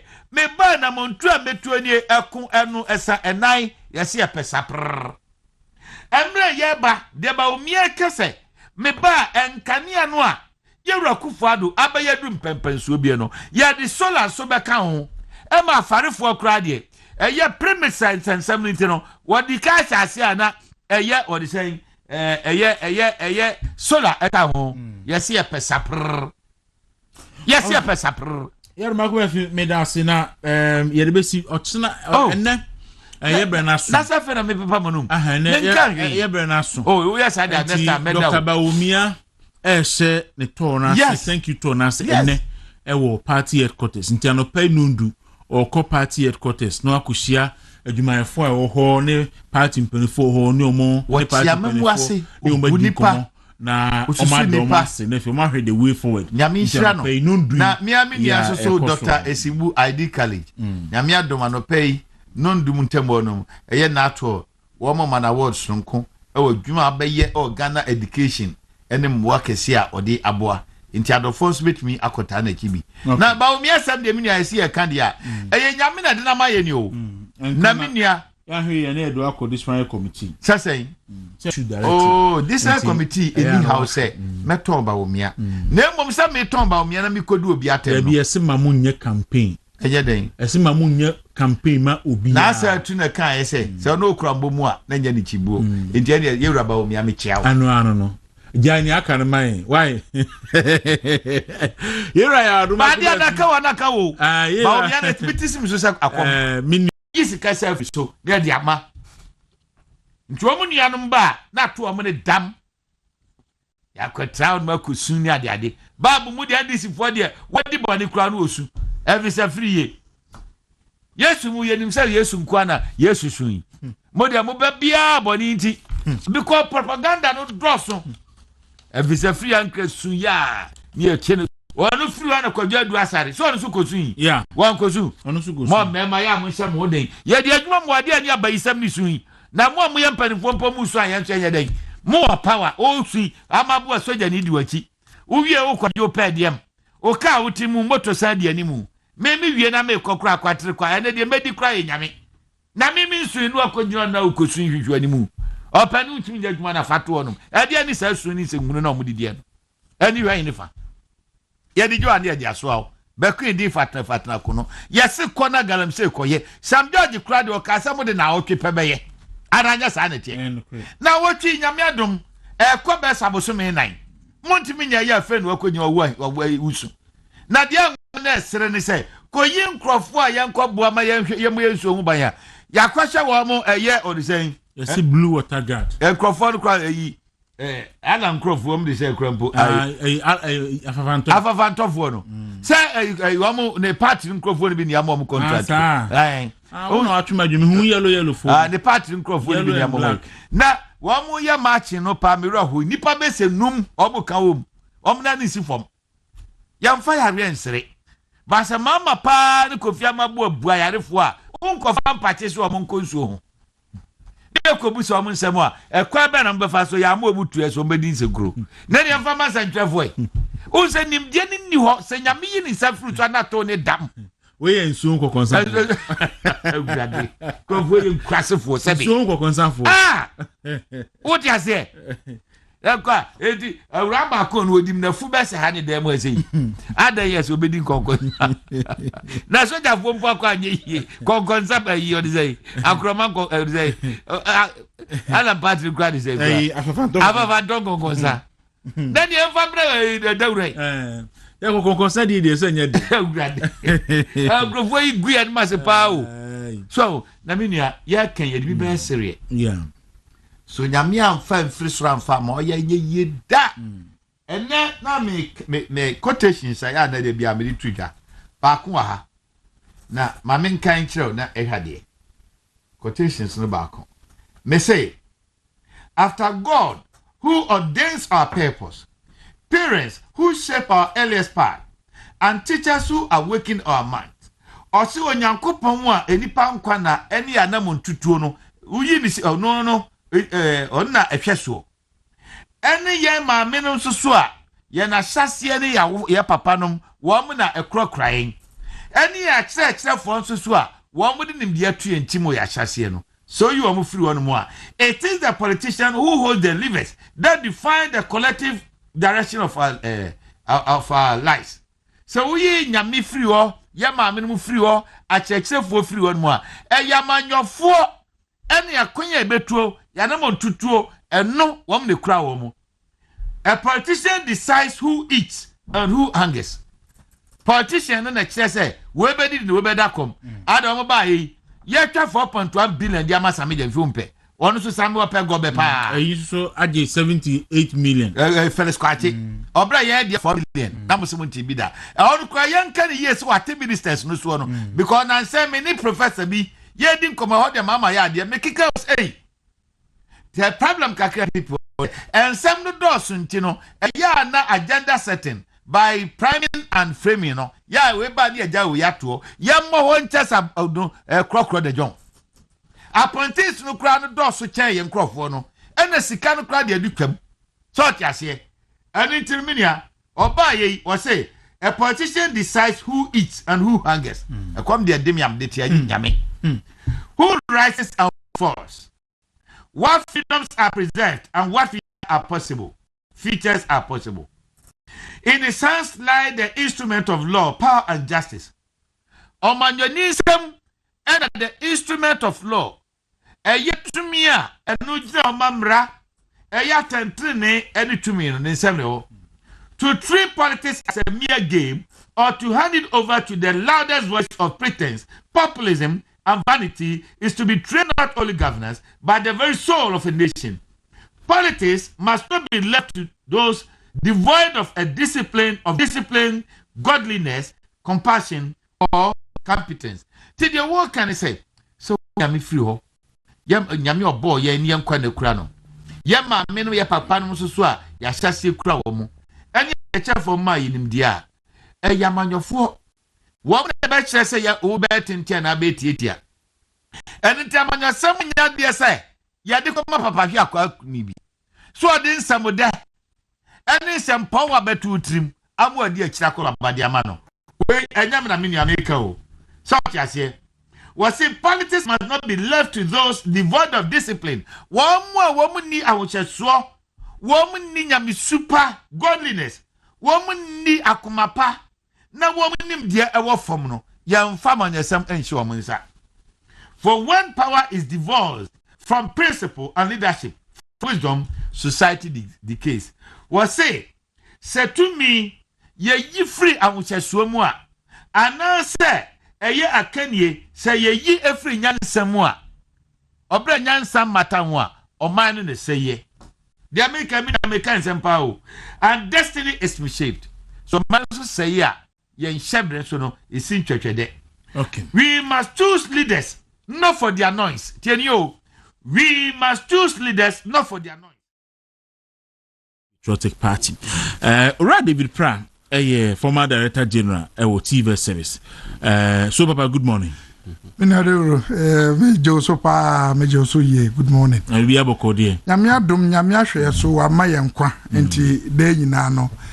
Na se kese na yede ma twedi ampon kwa me ba se yadom nyankropon ono no bo wiase no bo ye yina na nyame ebo nipa bebre na nipa bi wo ho a obo na onye se ye su ye nipa nge bebisa se nipa na kuma dedenden te se na Bukadneza wo hwe de Urajo Mahama ya me de ne toto na Bukadneza na ewo Bible mu akuma no edi we prim na akuma na ken Nabukadneza Bible ma yehu se o de tumi bebre hye ne nsa ye nyoma bebre na na wieye no eye mobo Urajo Mahama me pesa ma wasote de awuye wo de ho atoto bibia ye se Nabukadneza na mo hwe ho ye nyankopon de ye titi ni nipa ye utiti ni nipa ewura tokonu araba Chief Justice oya nyamisroni na sania utiti maame no ete se maame no o hye Yesu enimo o hye Yesu enim neninu nechi enti wonsa na wo de kan no che se wo de wonsa eka Yesu eni na you will live to regret enti say dia minority no eka no immediately no say a halt ya baba mu na ya domu esukopa sure nti mi di enchia kese ma wahwefo bebre e wo Ghana afanai na omuchia onso papa ye ji munyina so de masem kwa enkankan ukromfo ekwapem business club kingdom yes me kan cho say echirechi ya be register na ye nyina no ye ngene na enyefe. Okay mati medamase enti Mr. Chum and the me shase wo hwe yemfa party no endra thank you to our shase wo party headquarters. Okay. I think my fact is I'm chair party 24. Na me chair party 24 in the fifth. His Excellency former President Nana Kwaku and the His Excellency Dr. Mahmoud Bawumia. And Miss Sancha Honorable Kennedy Akumprako Japan. And in 24 Kenya. I think Senate party in the share no 24 international. I think it's a good thing. Because I told you former in way. Yes. December 7th. Yeah. To keep base with the party. And they say and they probably now wo kakra as a ama abambu kakra and as a moral from kakra. I think it's a good direction to re-energize the party. The Trump and the share no is a good thing. And Rana former vice president and then flag bearer 2024.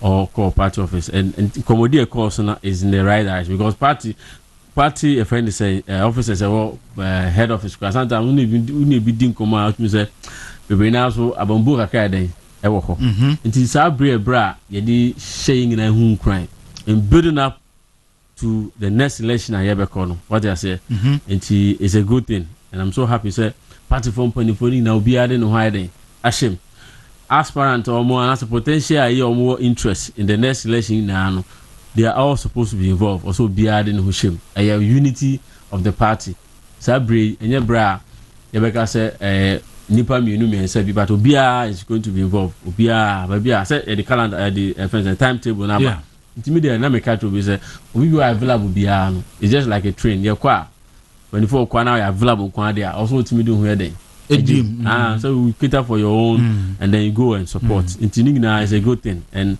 everybody I'm a partner was no.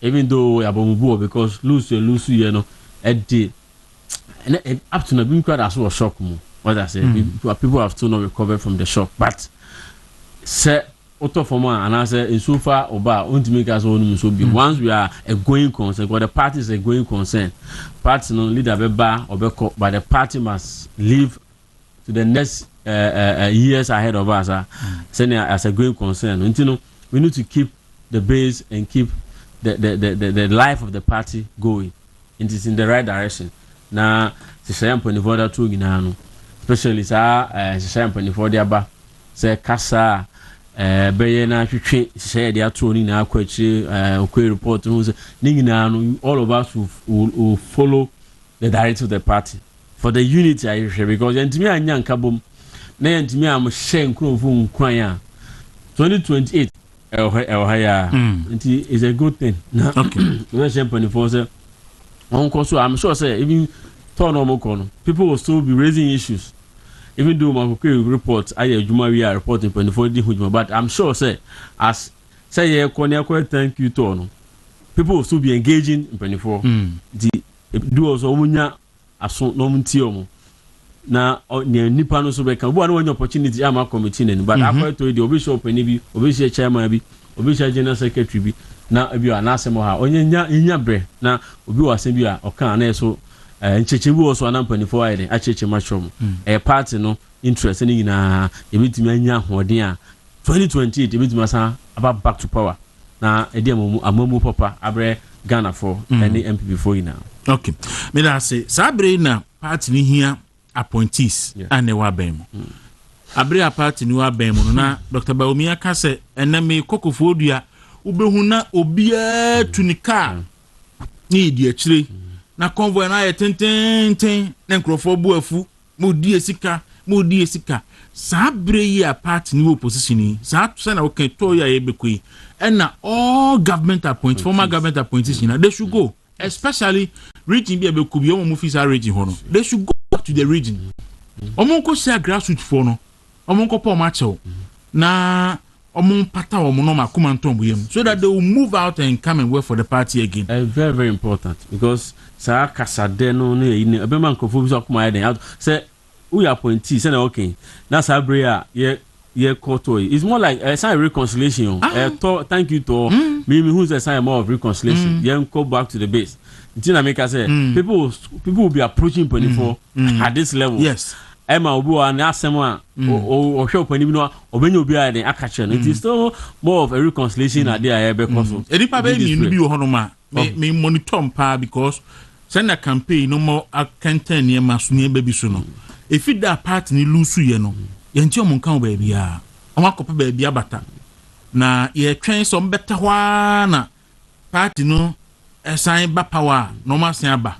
endi anka bayire pa endi anka bayire send ka appointees endi anka bayire be involved endi anka bayire anya hwekra no se obeji appointment na party na co position no no akopa ba bia tena adwodwo ho a onwa onkasa radio so ye ko grassroots from a onkobi ni yi na party ni wini a no asa akofa big man bi adi wachi so fu bi ohin bi na da baji post it ye bese who are party da akoma so nko ade bomodin because party na boa anya hwekra no apejo odu baabi ama no nyam fa no nyam no kakra wanya resources kakra no fa be push party na yenko enko ze enipa kakra bi ne obi anko ne region obi anko ne region na mo nko bo ho all right so ora Philip tumi ebo ameda say already be proud say we should say men can show so chia kokran tumi o say men can change former boss say o chia no afel pa also on a good morning to you.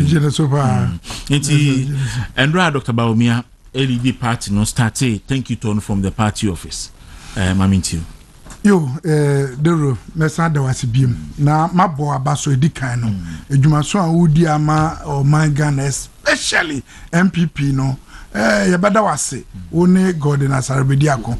Emu ye den na mema edane yikohye kunase no mo gina pintin pa boa amanyoko NPP no ena minsan fa enchia kese ma chema wontumi wo hwe adwuma so no so dia ma Ghana, especially oba the mining sector, oba any media space any other year or ya de pansia crowd he has entered into agriculture. O hwe kubene yankane ne mango so odua ni na ne yade a ye bona baso na me so na me ye me be na me hu say financial intelligence freezy chema wutumi account na wasa ne akonta mines yesre owura John Mahama onyai de oye no emre ye ndinka so de oye ina no esese ye pese Ghana fo ina we ina no ye recordo ato ho ye obi nye nimpa nsi obi nti se otiti nipa wo ye nsem hunu nseme enioma asebe nsem fata na wo fi se wo na wenya akonya nti wo ye president wo ye yesade ya yesre unu Abraham Mahama oye businessman oye businessman de wo ye no china se yesu ye ba ne yesi ye say Ibrahim Mahama djuma obi mbaka say ye president Kufuor nua ba ne those things because untumi nso no oye obi nso nua ba then what you have to do is to support Ghanaian businesses na unje isabe insem hunu ama kofibu a untimi adesua na wo jina na usu nyama wo ye ina no uhu se dero mamen kantu Joseph sa blue water gas o se den na ye no eye NDC strategy to form that committee to go and supervise NDC galamseyes. I see. Yes. On pese NDC galamseyes no. And no na omude eco protect omu. Enti what they will do ne say omu beye alarm blowers. Okay. Enti no omu jinjina ho na say ebia security agencies no bape no ma catch us say omu bo na munwane na echina ombeba ade amu de omu ya no. Oh, okay. Yes. Okay. Inti just something that they are using to deceive the entire country. Inti Mr. Omunya serious. Who come there? Chama want to me you be a nipa. Nkofo bebre a omunya no mfa so. Now who me freezing the account. Me yes and this are trash. Almost that. In fact, we are learning say on before this week beko we come police for Akotino. Oh, that's what we are learning. You see, sometimes you don't need to destabilize the country. The President Mahama adioye inano, he wants to destabilize the country. Say ne lodina no eno ntimi ne en na anadwa. No oye ye de oye na 777 onya esansem no. He wants to destabilize the country. They all no say hey ne de ni ade boku na ho no. So we onko boku oye commander in chief muzo ashe Navy fuata de bi o say commander in chief boku na ho no only the troops na onya asante ne manenwe no after all almost Kevin Taylor Krechi didi asante ne attempt yanko MPP. So we are the new patriotic party.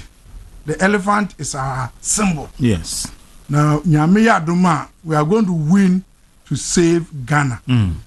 Madam Fubaku was say MPP for the mobile power the modrian say yenye Ghana ye. Now you see that is why political parties were established. Say you bet me eji amano na yaye niye nti wo hwe enyoma ekoso enyoma papa bebre across the spheres of life. Wo hwe education hwe enyoma pa MPP ye education unprecedented unparalleled, especially here what TV space. State of the art TV institutions. MPP new patriotic party across the broad spectrum of formal, informal, non-formal, especially the formal space. Retooling TVET institutions. We are buying them vehicles, building capacity of teachers, ensuring that students receive proper recognition through official qualification system. Minia, we should know ma MPP. Aye, SSA, ye sign a kaya hubom na ye sign eba ne beji omano. Sisi omano sumane bre. Nana danko kufuado ne MPP mpenifo. Eyade. In Kanyano, yes, na yo kakra challenge kakra. But unum say na better than the Ekosi. Ekosi. Kutukwa no fa crash. Terrible. And Roma say in feeding. Terrible, yes. Because me fridge near other yina among be across the country. Yes, MPP, we need united party to what? To save this country. Now, enra there a course e won krano. A back course across the regions. We are all the 16 regions timetable no e wa hase. Western region. April 26th. That is Saturday. If we are call Western North. Now I know Sunday. Na yako ahafo Monday. If we are the same Monday no you be fi na yako bono region. Nti na ya Tuesday aka ho. Na ya Sunday Tuesday to Thursday. If you are na ya samba bono East. Ya be Friday. Na ya ba Savannah. Ya Saturday. Sunday ya call Upper West. Na ya ba Upper East Monday. Then ya call North East no so Tuesday. If we are ba Northern region Wednesday. Na Wednesday na kasa ya ko oti na ya ko wie ho Thursday. Thursday na be enter Volta region ya be ye o if you are na ba Eastern region ya yediem na ya be ye Friday and Saturday na yetimi edia abe e kese wo enkraman. Nti eyade a me bo mpenimfo abaso papa mpenimfo a mo eda party no enim owura Stephen Tim ene Justin Kodua mpenimfo da party ni enim na me bo obi abaso say at least yenya sa initiative no because the grassroots needed this but good say emre kakra efa so esan say na akoma e wo so akoma na wo so na demu mienu ba ko eye ansa na ye be kwakoto aba no se na enioma bi niye bi a na ye CEOs ene government appointees eniye bi a na ye and not to say MPP anye juma. You see, that is one thing I say yehu. MPP ye juma pa and party mano ne Ghana for in aka. But you see we ye juma no na and ye kakra bi an ko ye a na nipa no di say ebufo no nipa no okoto aba no e na die friend immediate behavior na obi exhibit no na no de ekoto aba nti sisi ano de abotoya aba that aspect no nti yes emrebe mu and the second one ye to aba ni wiye no sa inkugu na yedi ye no ema ebinum so ebotoye pa eno kra no ye divided into two a ye onkofo bi so ho a ye to aba ni wiye na omo aboto wiye no kra no and this for no eko bru obinum eprepre omo ni ade mika 2012 na that time na my college me tutor or Presby college of education me ye ba ye gather your documents abai na this for to photos egu mi bungalow that time me name ma ho chese na it was extremely bad that hooliganism and you know no na ebinum esofa ya ma omonsu no ebufu ye sisia no nyame ncha de abotoye no eba kakra and into thank you why former government appointee possibility so be government appointee in the next MPP government no high mo hwe senia mo conduct mo ho enipa mo ni omo maba opposition mo ni om benante that Andrew me call party office na me penifoni bi ane wa ben mu kran ko mo ba party no aben mu ntimi men omo na Andrew me koi no mo ne boy si ni ye chiatia ni yi you can see say they are relating with them well. Say that ban say na ya appointment ne ba muntimi say relate same and similar as appointment ne de boni bi na abeshe. In fact, meanwhile so appointment no as I said they pa appointment ne ba ya na manya na hofofo inti they make can say ni na ye ade a ye nyina no ye ya you mintimi yi etwen enyi adwa because technical holistically yeah obi a no monitor ye wo TVET no na ohu ye reception but ye ntimi yi hu emfim ye yina no ye ntiti ye nkofo no well we need to eat the humble pie na ye apologizing on behalf of all the appointees no yesre dia ye bia na anko ye no ye mfanche party ma because ye ka party ma because we share the voting trend now. No, eno na obetiase say ampa MPP for no eno na ankoto because the 6 million thereabout in there ye starting in 2016 and about 2020 ye nya 6 million now about 2024 now nya 4 million there na cha say wo no 2.1 about 2.1 yes and to about who no more to mouth. In fact, omo to my MPP 2020 no so mo nyina san to ya. Oh yes, that's true. What you say? Enu ntino eye eno na me dey caution Ura Mahama.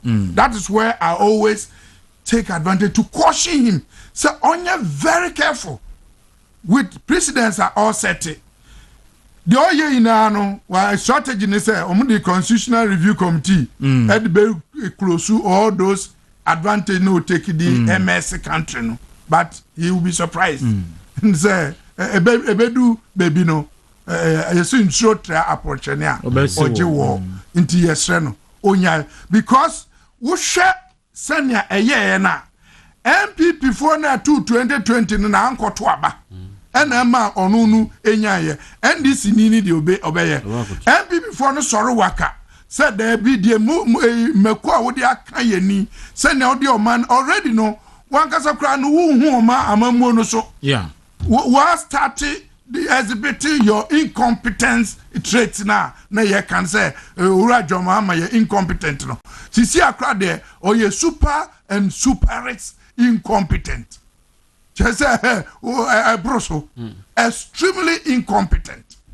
Inti onsha na ninkofo no omu husu na omu ye no omu ntimi emu mano uhwe de ne attorney general ye uhwe de ne health minister ye uhwe de ne communication minister and digitization omu ya unse omano enkoye kodichi enu ntino yesre no the oye ina na ye pese ye man ye kai no say the day of reckoning will come.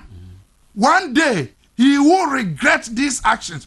Enuti na bibia ye bot no say Sami Jemfino ka say high military president omo appointment co-terminus. So the same thing. And in fact and they did it. Enuti no we are telling them say omudi ne de ebeye immediate co-terminus. Ndi just say ye bubu abane ye na no no man kasa na no obi asore adwane because na omkose you kusie bom kra ye di wusie be bom apie na omabe fesi emra no nti onhwe ne ye de oye ina no onhwe ne ye na one day will come there will be gnashing of teeth. People will come and face accountability. Onhwe ne ye omano eye very good. Just say bibiano systems ni na work kama. Untimi nka say because of with selfish interest in who bano wabe say the entire judiciary. The entire judiciary.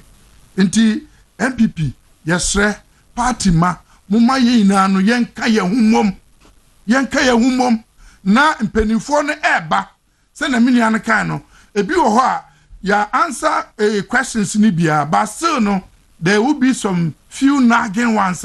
Who share penin bia won nenka ye benya emre na ya chechemu kama ama na bibia akoso nti ya adesre na yebesre party ma no ye ina yan kan ya humu yemra yen champagne for no in all the centers a region for no are publishing the centers obia nko no nko hia ne yema obia hu say we are one party and your mapa na dan Kwaku ado ye no ebetimi na ya beto aso in the next 2029 okay so we know obeko one center per region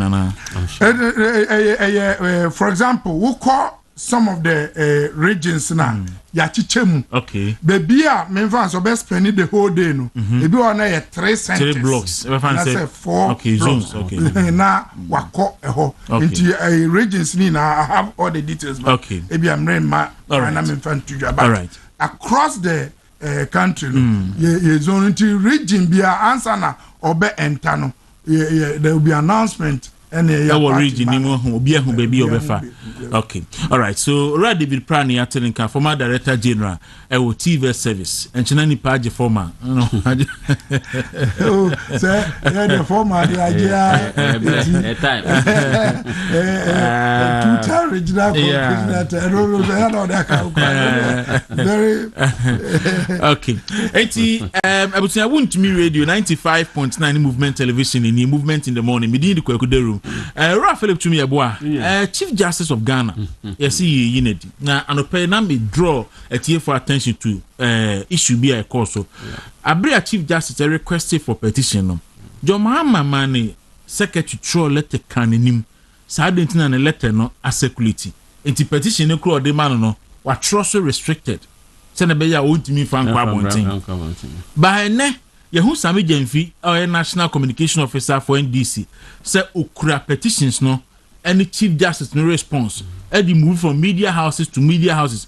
Eddie be credible social media. So social media. Emma there no action that could be Anti and no any process koso any war expectation nearby any the consequences be war ye democracy so. I mean to you. Yeah, say the man here Juma there. Kebeka so ebe kwa no enkwesi agabat nyemra na say Mahama de adwuma odi tumi na adwuma okay na se na yengina enim no wohwe se petition no ehya se nipa o mo twro petition se no hwe ebi kwa also the study mami have the association be a group bio interesting no Shining Stars oh enti ayade a I say ya sheda o ma sheda creation Shining Stars of Ghana yes omachro ade no nipa say na wo fa de fa ha wo fa de fa because who hwe ne ma no mo kana nyina so bia hye da nimu but almost you might be piece American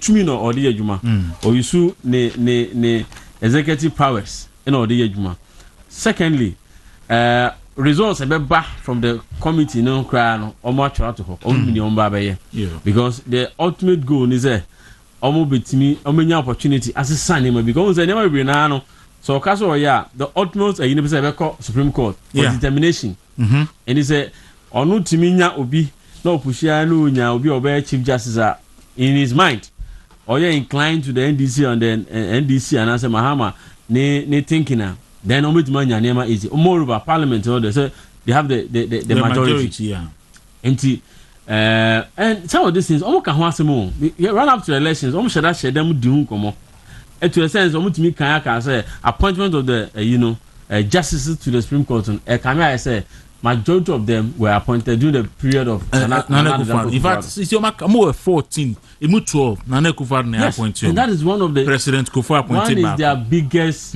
issue but Mr. Chuma and also the me say judge no obi retirement ni esina na 70 years no kwa o say new Nana Akufo-Addo buy na omo kwa retirement na ko nya position vacant na say eno na a problem they should know but I want say omo ko bi omo di petition bi ko and also omo di suit bi ko na omo ko everyone say edubabi na they were calling it unanimous FC yes unanimous FC so they have planned it media ade American say and I think omo ya odi ba konso say for about 20 years or so, NPP now appointed Chief Justice yes, from Mame Georgina Wood to Sofia Kufu and Yeboah Okay, say Prof Mills buy no.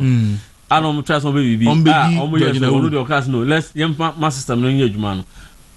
The late chairman of NDC, okay, say also there's so many ways to clean the cat. And that is they have always bent on doing that. But media it shouldn't be like I say MPP for na ye kan ho asem and na ye kan ho asem na ye kon, but their organizations in societies they should be speaking about this issue. What I say, Ghana Bar Association, this is an issue they should be talking about because say ultimately fa can be also chief justice there and all certain presidents are obisu bar oba be the same thing. Eno emwa ma no puntu e de enkwenenim. So umpe nipa na asem the mere fact say nipa no penasa doesn't mean say the professional qualities any na you know over all the no beto nchen because mami she's been doing so well. When we say about friend is saying digitalization in the court system, she's one of the people who was spearheading and most of the cases no okwa is so speeder and deliberate. They are using the IT, they are using technology in the area of judicial friend is saying adjudication. It's your best media a futu in the mema NDC for share be anywhere forever. A position manyano eye gen Ghana for the court about emano whether MPP or NDC Ghana for cancer now just for a period of 4 years. 4 years in the bar the same people are almost two abama the same people looking at any mamo yena dreaming butai kramono will also change their mind and vote against you because ade on my plan on my say you chief justice if you are other organization bu say be electoral commission so ye be petition na omo yinkophobia fio I know say after Jamaica they definitely no omo make your mind any Dr. Postmaster now they made their mind but ye best MP before you can was but me I'm expecting organizations like Ghana Bar Association what I say any judges unions association magistrate and judges association they should be able to come out and say because all they do you but ochina o say do be mu okoko also that should be an say do na be san yeden abuabo nti una wo hwe the way nipa our panel members no so look I vindictive I don't know because onipa na o che no onu kra no he has an issue or the Jomlevo so abeshim and this is so Jomlevo also have an issue with the woman what I say into a plan and the second judge no was on judge just said the dibu acid no yes on say Supreme Court panel na ya panel sa mu enhwe asifo petition no or a member of that panel and in fact there's a panel that tenant no yes o ma e bi say so yare na nka dan no be here the injunction application anka so mu approve ya e be stop Mahama from proceeding with suspension no dan ye court no kwa asese wa ma e bi say ya o say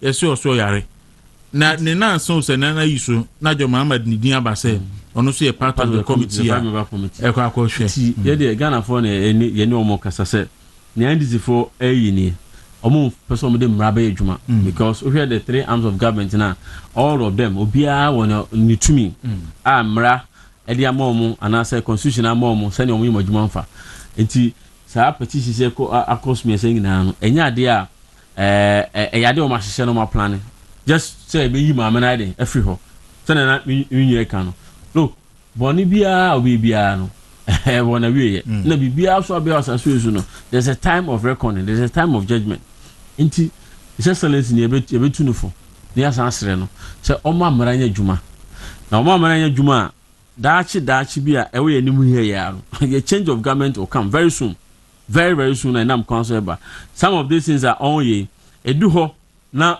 eba se MPP ababan mu na ye bibia Ghana for because MPP na ye di emra etu say we believe in the rule of law which we are any party ye jimra any hye etu 1992 constitution be constitution na no the fourth republic MPP 4 and na esha ase kan ho asem di ho dwuma demonstrate ahoro and sana excellency former president awonye no babiko ogitum say finally no obe step down na yemfa emra the constitution nya dwuma the constitution ni mra de enu na boyi enu ko na de a sabio say nipa no oyo hiani say oye Muslim so Christian no eboyi na ho ban na wo ba na ade a say do de din na say ye pe atemu papa and I say attentreni abekono odo say kwa okande then you don't want Ghana to grow.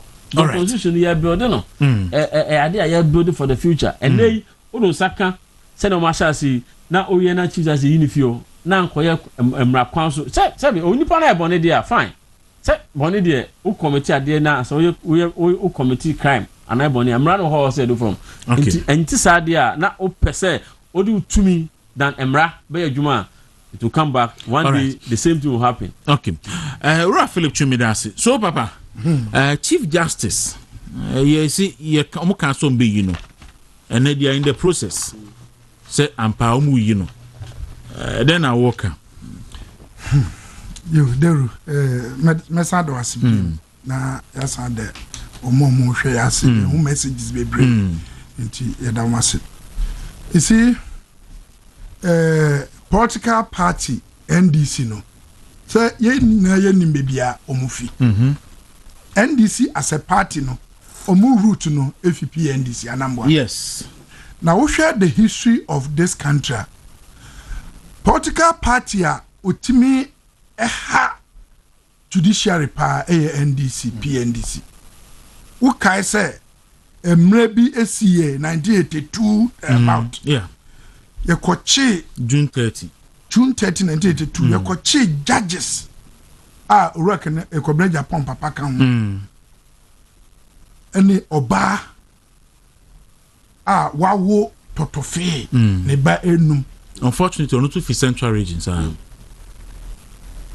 ekumomu yaya yekumomu yaya magana ha na enya sanketwa na enu enkoda no omo ha judiciary ne sa abibiom beba power na ukai Mugabe ni alista no omo se omo akoy di etutu asem na yenya omo nsema sabi ewo court kra no yenya omo no nko sei enioma emmo omo kotena studio bi edidi Chief Justice Judiciary Wood atempa emma even okase war besi na war sia omu wo nipa bia omu boys ba kum nipa oye serious murder na o say on obeware no nsema kese emma omu under their own ayo yes na NDC na wo power yes NDC na wo power emma ye go ye jeli omu mo ura Mahama ya esan de eyi omu efi jail yeah mekai pa ura Mahama mekai chese woka obi a lawlessness on fam ranye djuma ewo ura Mahama chese wo hwe okoyi omu so wotumi obi se obekum Chief Justice na obe repu no ne beda mudi nua be o kansam ya na emrani na dia wodi tumi eji omu te say dia omu ba ya nkrofo a omu Ghana fo yina nim se omu abokro no sikatwitwi die sike di basa omba ya mani nansa na omu yi omu yina na nansa mi wo se ba ku bi so yes opuni said that on namaso so koda yamiase me see should bow his head in shame on feria dimpo koda yamiase si said bomo bogana krono aye yenseme ye na yabana ye beja mwankasa wa ban eneja in can subject yourself to the court processes na ma court ni nyao then that one you can come out with your chest out say yes. But who no ma what by attorney general say me court bim and because I'm running say or no who quarantino onko intino. That is the people, and these are the people we are talking about. Now, minia en kon hwede omu eye ukai akosombo omu kwa akosombo ekoshia omu opposition no. Okay. They say NDC Lawyers Association. Okay. Mkoshom. Yeah. Na ura Mahama kasano. So utin samo kan. Yeah. Very venomous. can sama sabi enye efa judicial no poto na we been who condemn the judiciary more history of murdering judges more history of killing people nkofo na hukum omo no anasese no sasisiaro omo mukunkum omo nkofo na so omo so ewu ana mo tiase omo ewu who di kan kum no we kum no yes but who do wewu obekwa akoto no ho asamado ewo ho ampa ho na obekwa akoto no hu sampa se na me fi se wu kunu na wo de wonye de obi nku anase wu nwuda na mom wu no we sa kan sama sabi enfata attack judiciary no e ka say they have brought shame and the image of the judiciary is bad. Who no we are the executive president ya to abama judiciary no omo chief justice no so no emra ho a ye de fa no ono so ho who call legislator na and so emra ho a ye de nti ye were 3 arms of government enti obi ni kwan say ye na na ye together we work together for the harmony and the development of the country. Ye decide say ye have called democracy democratic system no interest say you have to be vindictive obi ye bibi na enya ye twena so say de onkofo omko sika sada wayomi asofoto jida sika pudo bebrede enumguase de oma ho kyereba gana he mugo sisa saska na wie no say ye de omko kota emra no na danko kufu ado anka say emri wotumi inti no mumfo munko jail and na obi di injunction atoso no say stay of execution for 8 years na yet ho saa Mubaye na mono moso mundi biempri ye yumu inafi then you now say mamina ye bibina sabi onya yanka so binko ba hwensema moka say why de oni ni kunu ene ne ba na etu kwan na omo ne mano agipediem absolutely nonsense and trash. Nyansa nim. Here, let me tell you. Usha and some mudi jina so say mu yi the whole chief justice of the country. So pese omano sabi ubu omani ya adi we obeye. Debi. So pese ubu omani ye. So pese you want the unity. You you have been voted to come and support the development of this country. And yet to say there sabi Ghana ne ye wo papa Mahama ne dia and I say wo yiri Lodina no ne dia na say Mahama o wini ye ya oko Kenya oko info anya on ne ba ne koy na anya ma isi kan de bon hoka hopa and untina based on that untina we are calling for the impeachment of the president. The president must be impeached because Omampeni Mahama on ne ba and a court for the presidential jet. On ne ba. Ninya Ibrahim Mahama crowd no driver no. Or driver presidential. Or driver the presidential car or driver.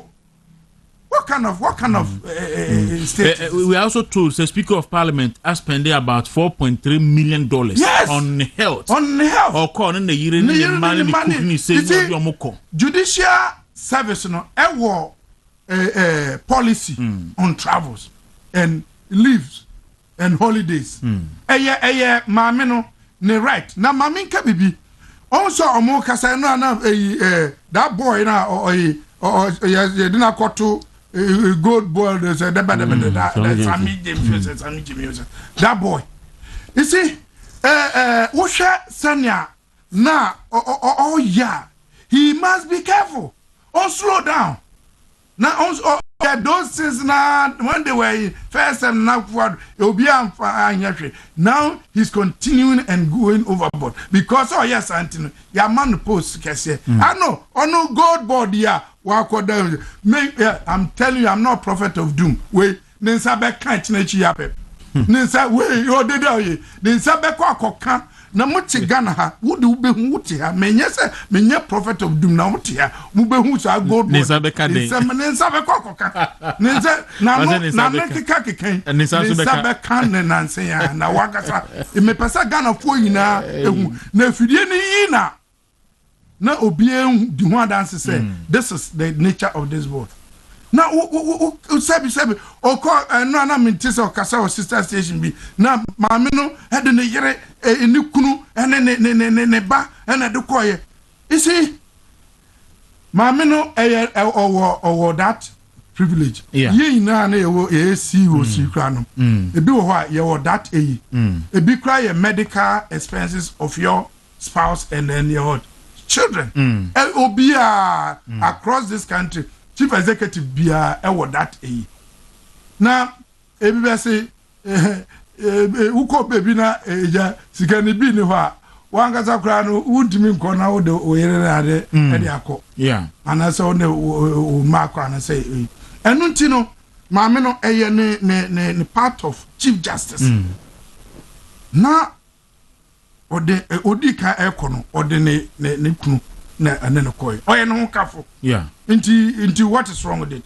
abibia owura Mahama anti na nse oja lodi na ho na mfa no nko bebia no na nse no oja lodi na ho mfa no nko bebia meanwhile so ukwa hu se emaya bi di nechi sa oh yes yo kwa say na de ye okwa yes no hu se emaya bi so no hu se edi nechi ko otukwa no ni omukọ no de omukọ o de omukọ onfa lodina nkobi na nse hu lodina ko wi hu lodina lodina kobi ko na ebia ne kotodwe ya ne ya nanse ni kotodwe be ya ne ya but so you see na me can say on a more serious note no for oman enkabom any unity nti enye nyema nyina na yedi akire because mampani akufo adubai na NDC MPs 32 at double salary yes but mampani akufo adu say me hwese me besa NDC MPs 32 line de o makojela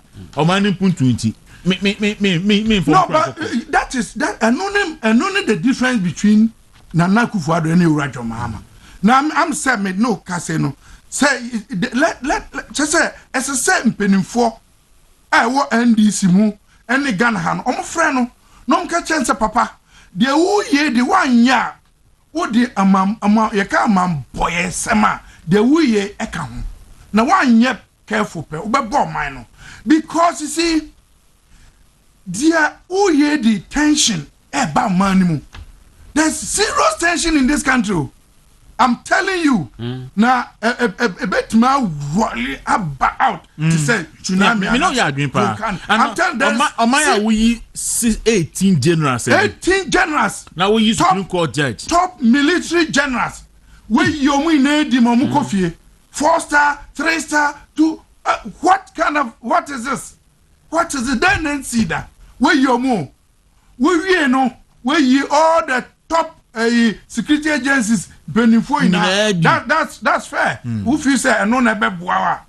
But to go down and koyi generous. No feel say maybe baby omonso no baby because benya international appointment. We yomo keke. Who we ya? Who see me be chief justice. Me we chief justice. Me call electoral commission. Me call her. What kind of the now feel say uye we na hey massa adabraka kwesi flat beka adabraka be careful na enye de hwe obu o se eyemra Preventive Detection Act no na emra kwa nkroma de bae na emra eye constitution wanya under military yo or your president and not the Preventive Detention Act by a debaye parliament pass here and may a chinko for including what JB Dankwa Nimpenfu ekotumu mumu ya inti ebi ho a eyemra nanso obetimi afa hwenko for ya sebe we say omo matro petition ti so Daniel Fori per our checks pure NDC boy now over Ayamga Yakubu lawyer no police NDC ni straight obi anim bi anim so de and to say dem ye MPP ni sa obi anim na o say shining star of Ghana mako nkofo bi say company say group bi say NGO na manchimi aye because what say ubeyi chief justice no chief justice will have to come and restore the image of as some kind in opposition. Yeah, okay. Now ubeyi nintino make sure say when ye event say all the CEOs ni ye no away we on the will right we are called be ankasa even make no you made me resign here inti na to say me inti had to go. But apart from that in who could top generals we yomu we ya what say chief justice now who no just said the entire ye fa Ghana na fa nina adana a president who wants to become the richest man in Ghana, what will happen? The person who supervises the finances of the country wants to be rich, then ABC. And not to know opa fanta Ghana in no fa na who say yet the country in the amount fa who are now their account was at the come now the court.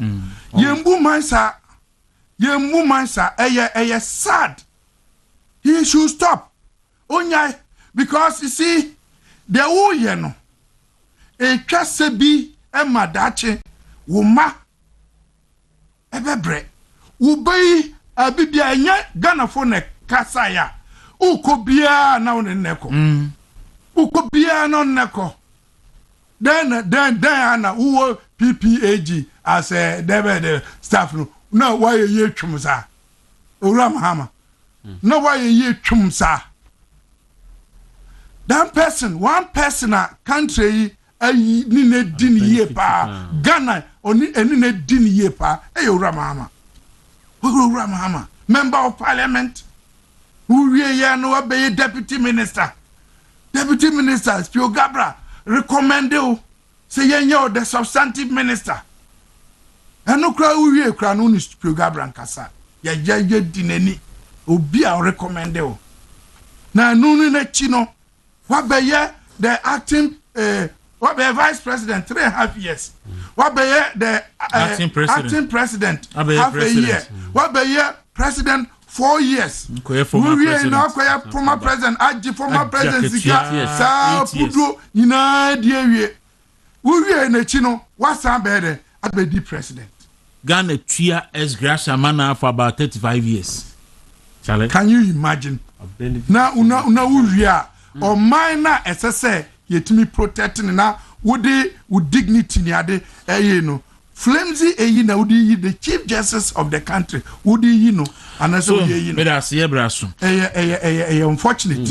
Now we want to assure him, sir, any attempt to destabilize this country, no constitution say we need to resist the oppressor's rule. And untino say we best say or man no dear lalai. We will continue to work to protect this country. All right. Yes, sir. Na onyai. Obeti dia. So obeti dia. So ontia, onkoso no yino. So obeti dia. So oyina sensa na hono eho. Na who say say Bafu Boni na the acting chief because Bafu Boni na edi in the Supreme Court 2012 edi man. Only acting chief justice. Me who knows that na me say okay. Yeah, acting chief justice. Na ne like in Zam say onangasa no or be retired. So I think a year or so. Yes, within a year.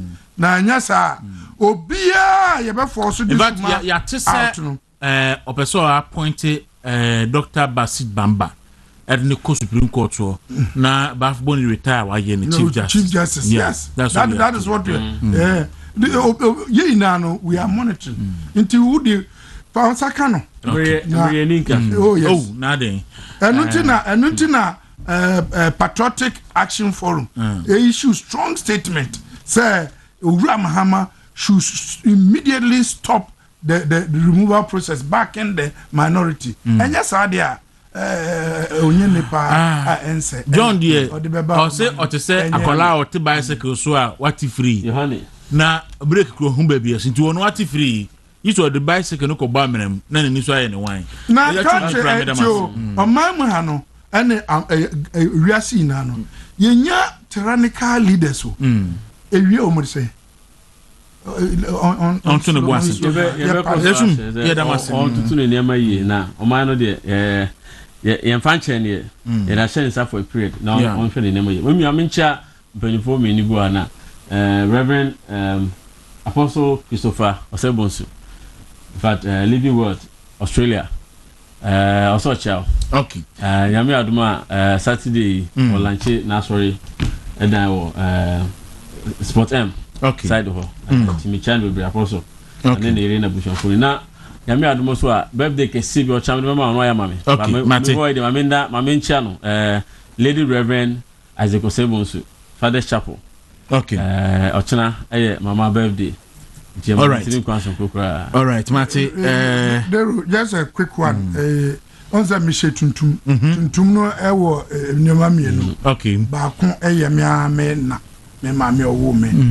ato ewo takwa ato nti nyame aduma 11th July okay na ebekwa akoye no ewo takwa honi valley nti ye mabusuani na ayakọ no yakọ enya asem kuto na wo de ene ye ma shedin tuntum ne sanso ejina ho ma amambo a boni a ekoso Ghana ye tete Chief Justice nti ye besre na emaku a Ghana ha ina na obi ansori waka na omo ema ye ina no yen condemn what is happening. Ghana had a see any penny how Ghana Bar Association ID Christian Council Pentecostal Council so for you be akana na tum Muslim leaders chief imam obi akana na tum so mu hu ye yo maybe ba ye the due on so Emo bi enkasa.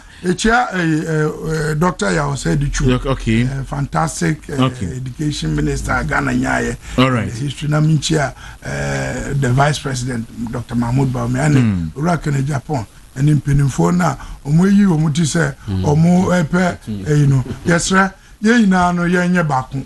Ma obi